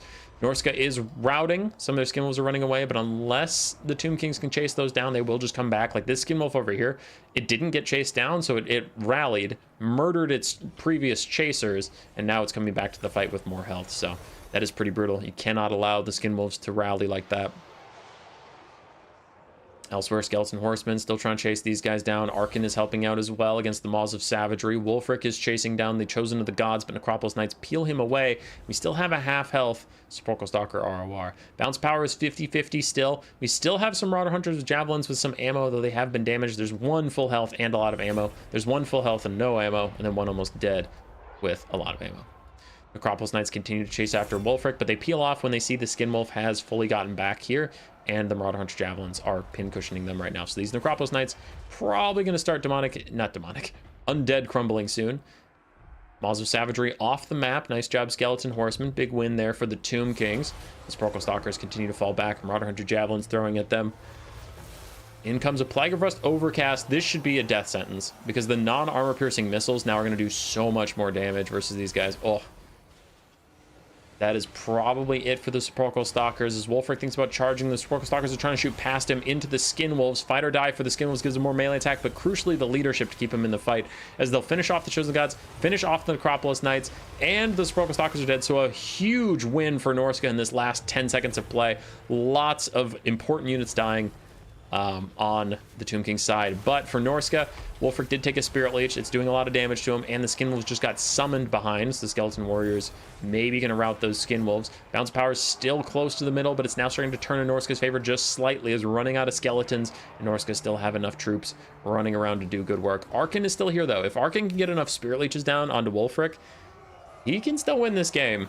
Just routing Wulfric off, and then everybody else's leadership is so piss poor he can clean up.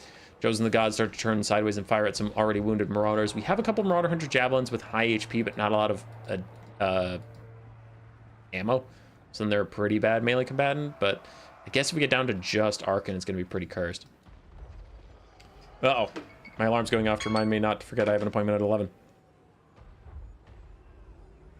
I didn't even come back. Who is who? Shogunik is on the Tomb Kings, and he is up 1-0 at the moment. Nurgle's PA is on Norska, down 0-1. I thought it was Hazel and memes that kept this channel alive. Nope. Lies. So Arcan is trying to solo carry. That summon is only 3 seconds from fading away, so it is just Arcan's power. And ooh, that's gonna be nasty. Is it Overcast? A regular Final Transmutation, still nice, but not Overcast, is one of the only hopes the Tomb Kings have. Wulfric the Wanderer is running away so that Arcan can't kill him as easily. He would have to risk an Overcast Spirit Leech, maybe doing friendly fire damage to himself and just being more Winds of Magic. Gets a good shot on the Shaman Sorcerer Metal, routes him away while also trying to dodge a lot of these spears getting chucked at him. Still 7 ammo on the other Marauder Hunter Javelins, and he didn't dodge that time. He just gets into the forest with a Spirit Leech onto the Shaman Sorcerer and a rear charge. Takes him down, doesn't want to save that extra Winds of Magic in case Wulfric comes back, or to use it to Overcast and hit a distance at him. And now Norska is down to no Javelins left except for this one, so if Arcan can somehow get into melee with that ranged unit, he can maybe carry this out. He's dodging as best as he can on his way in, then he finally just commits to the charge and hopes they can't get another shot out onto him, and mostly they can't. They get a little bit, but not enough. So Arcan's in melee, and that allows him to charge up his Tomb Blade of Arcan. getting him a summon. That only recharges it in melee, or every 30, you get 30 seconds off of it every time you cast your Staff of Nagash. Mostly you have to be in melee to get the skeleton summon, and he's going to need the skeleton summon to win. Hunter of Champions from Wulfric. He stays at a distance, but he just wants to lower Arkin's stats by a ton while Arkin is stuck in these Marauder Hunters. That is a pretty good use of the support spell. Spirit Leech onto Wulfric, though, should get him routing, though I think Wulfric's Hunter of Champions has doomed Arkin unless Arkin has a skeleton summon right now to save himself. Fight or die to keep Wulfric in the fight leadership-wise. Spirit Leech does not quite kill him. 100 HP left on Wulfric.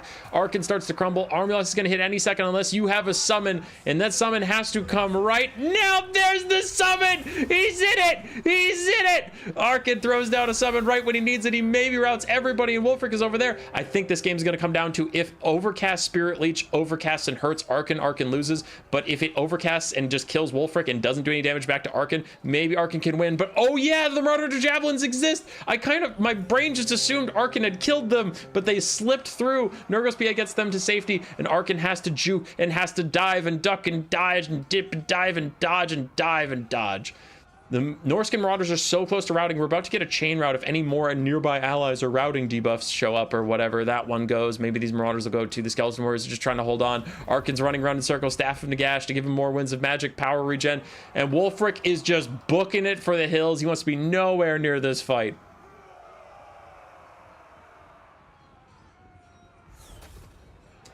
Skeleton Warriors continuing to battle it out with basic Marauders. How long do we have left on them? 15 seconds left on those guys. Arkin still dodging Marauder Hunter Javelins as best he can. He can't get close to him. He knows that he'll just take a little bit of damage on the charge. Not a ton, but a little bit. And a little bit goes a long way when you're this low.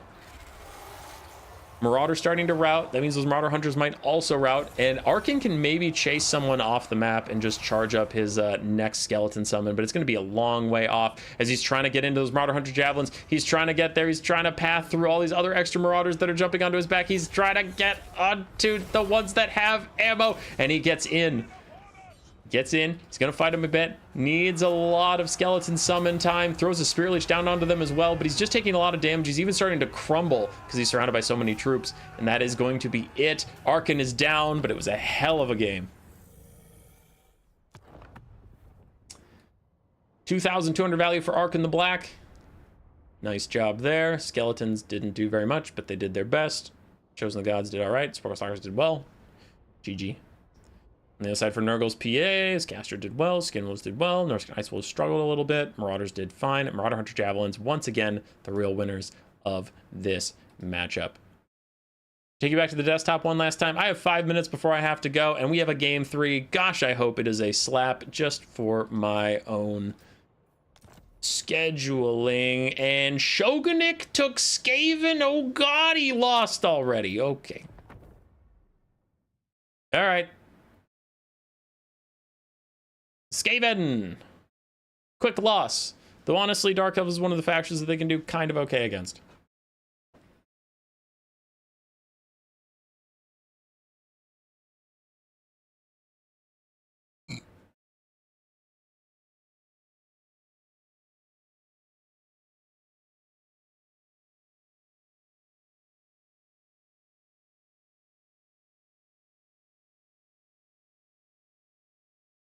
Is he aware that his name can be misconstrued as an Nurgle's Spa? I think that's fine. I think he's fine with that.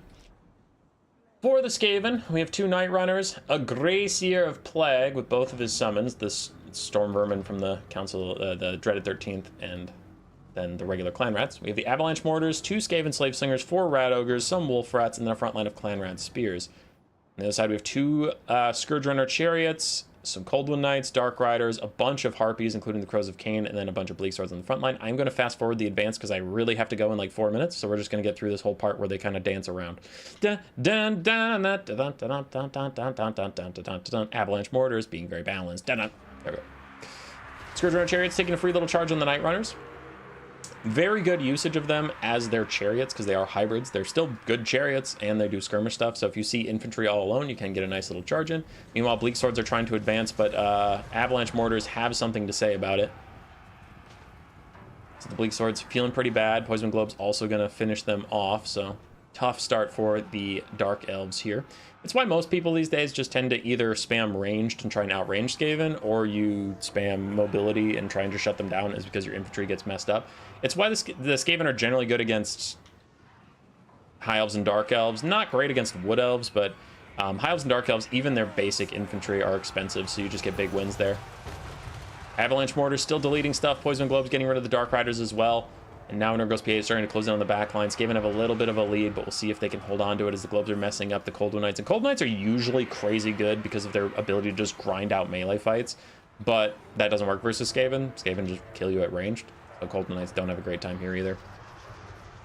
Rat Ogre is getting attacked by the Crows of Cain. Dogs jump in to help out as well. Soul Stealer down from the Dragon Caster onto the Gracier of Plague.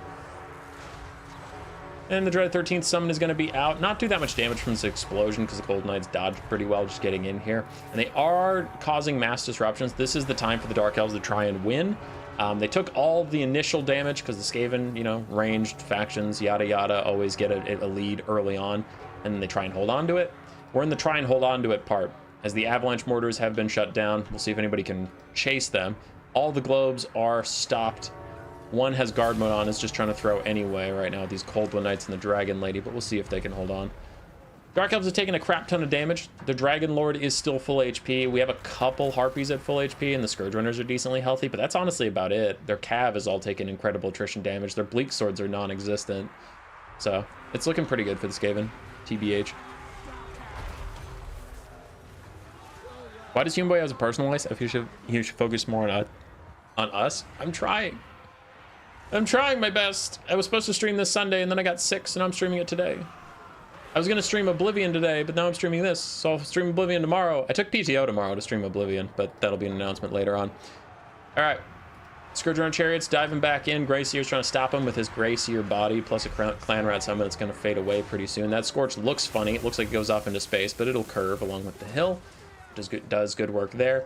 We are getting quickly down to just a Dragon Lord versus the entire Skaven army, and Skaven can probably deal with that, right? Probably. Cold One Knight's almost dead. Murderous Prowess making them nearly unbreakable, but they can, you know, just die. Down to 140 HP, still fighting, but they're gonna die soon. Scourge Runner Chariot's almost dead as well, but they charge through those Skavenslave Slingers and just cause a bit of disruption. Murderous Prowess wears off, and the Cold One Knights lose that precious leadership and finally rout. Skaven have a slight lead on the balance of power. Everybody in the Dark Elf side is so low, except for the Dragon Lord, as we've said before. She does have Soul Stealer, which is a little concerning, honestly. The Soul Stealer heal and grind might be fine. I have 1 minute. That is not ideal. Okay, Scourge Runner still chasing off stuff. Skaven trying to regroup and deal with the Dark Elf lady. Slinger's trying to rally as well. Harpies doing their best. Aren't there like 200 maps? How does this one with the hill in the middle keep popping up? We siphoned out a lot of the terrible maps. Yeah, there's a lot of terrible maps. Alpine Ridge is neat. I think it makes you play different. It's a pretty fair map. I wouldn't like it every game, but I like having it in the pool. Rat Ogres and some spears trying to pin this Supreme Sorceress of Dark down and keep her on the ground. She threw out a Soul Stealer onto the Gracier to obviously poke the Skaven Lord, but also give herself a bit of much needed healing. As Scourge Runners need to come back to the fight. Looks like they're a little lost in the sauce right now. Avalanche Mortars have rallied, and they're going to try and kill off the last of the Dark Riders. Still, as I said before, we are mostly down to just the Dragon and that Scourge Runner. These super wounded Harpies really aren't going to matter that much. They'll land probably one more time and then get shattered off. Green Sorceress of Dark getting punched in the face by Rat Ogres. Clan Rat Spears also still doing a good job. Clan Rat Spears are not Skaven slaves. They are actually pretty solid. They can provide some good poke that a dragon doesn't really want to deal with. So the Harpies have landed with Scourge Runner Chariots nearby. Rat Ogres are trying to get to them. Yeah, they're not going to get in time, so Skavenslave-Stormvermin's doing that. And we have a bit of chasing going on, so I'm going to play it at ×2 speed, as those Scourge Runners and Harpies are just going to kite around. The dragon takes out all these guys with a Soul Stealer. The Skaven are getting a little low on resources. Scourge Runner only has 1 volley left, charges into some globes, disrupts one a little bit, but not that much damage, and the globes take out the other Harpy. Dragon Lord shows up. Had a Soul Stealer, cancels it, instead throws it on the Gracier. Pretty smart. Nice breath attack, too.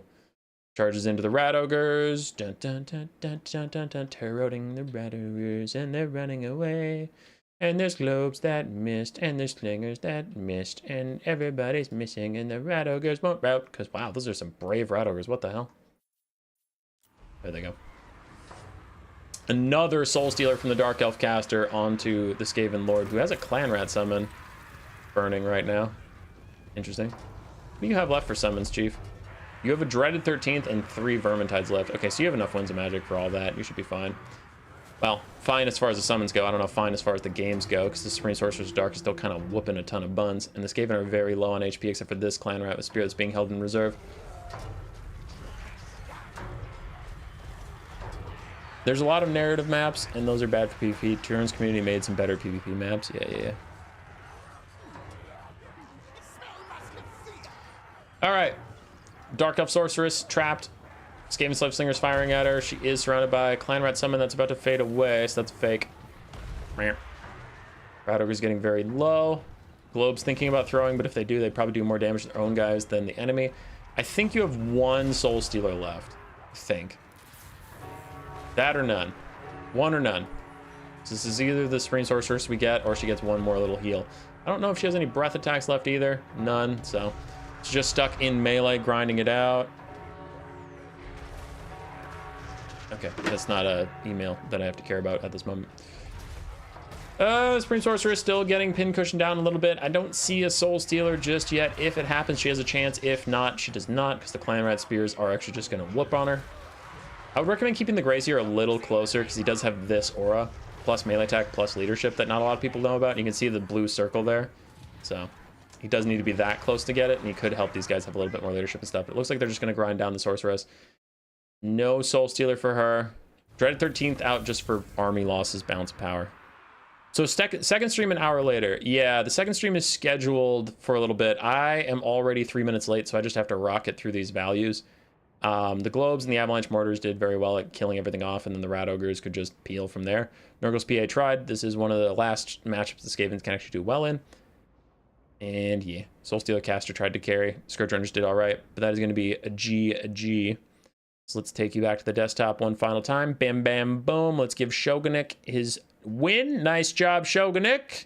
Hell yeah, brother. Good try from Nurgle's PA. Shogunik's in my clan, which is why I'm allowed to be excited there. I'm not just trying to be a dick to Nurgle's PA. But my clanmate did it. Let's go. Nice job, Shogunik. So we cast 3 of our 5 tournaments of the day. We still have the Chieftain and Grey Seer finals. We will do that soon, but customization, redirect. If you want to know when that stream is, I'm literally about to send you there now.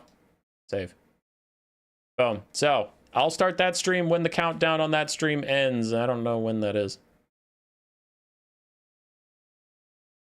1 p.m., so 2 hours. 114 minutes, we'll be streaming again. All right, so I'll see you there at that time. I really have to go. See you in a bit. Bye. See you in a bit. Bye.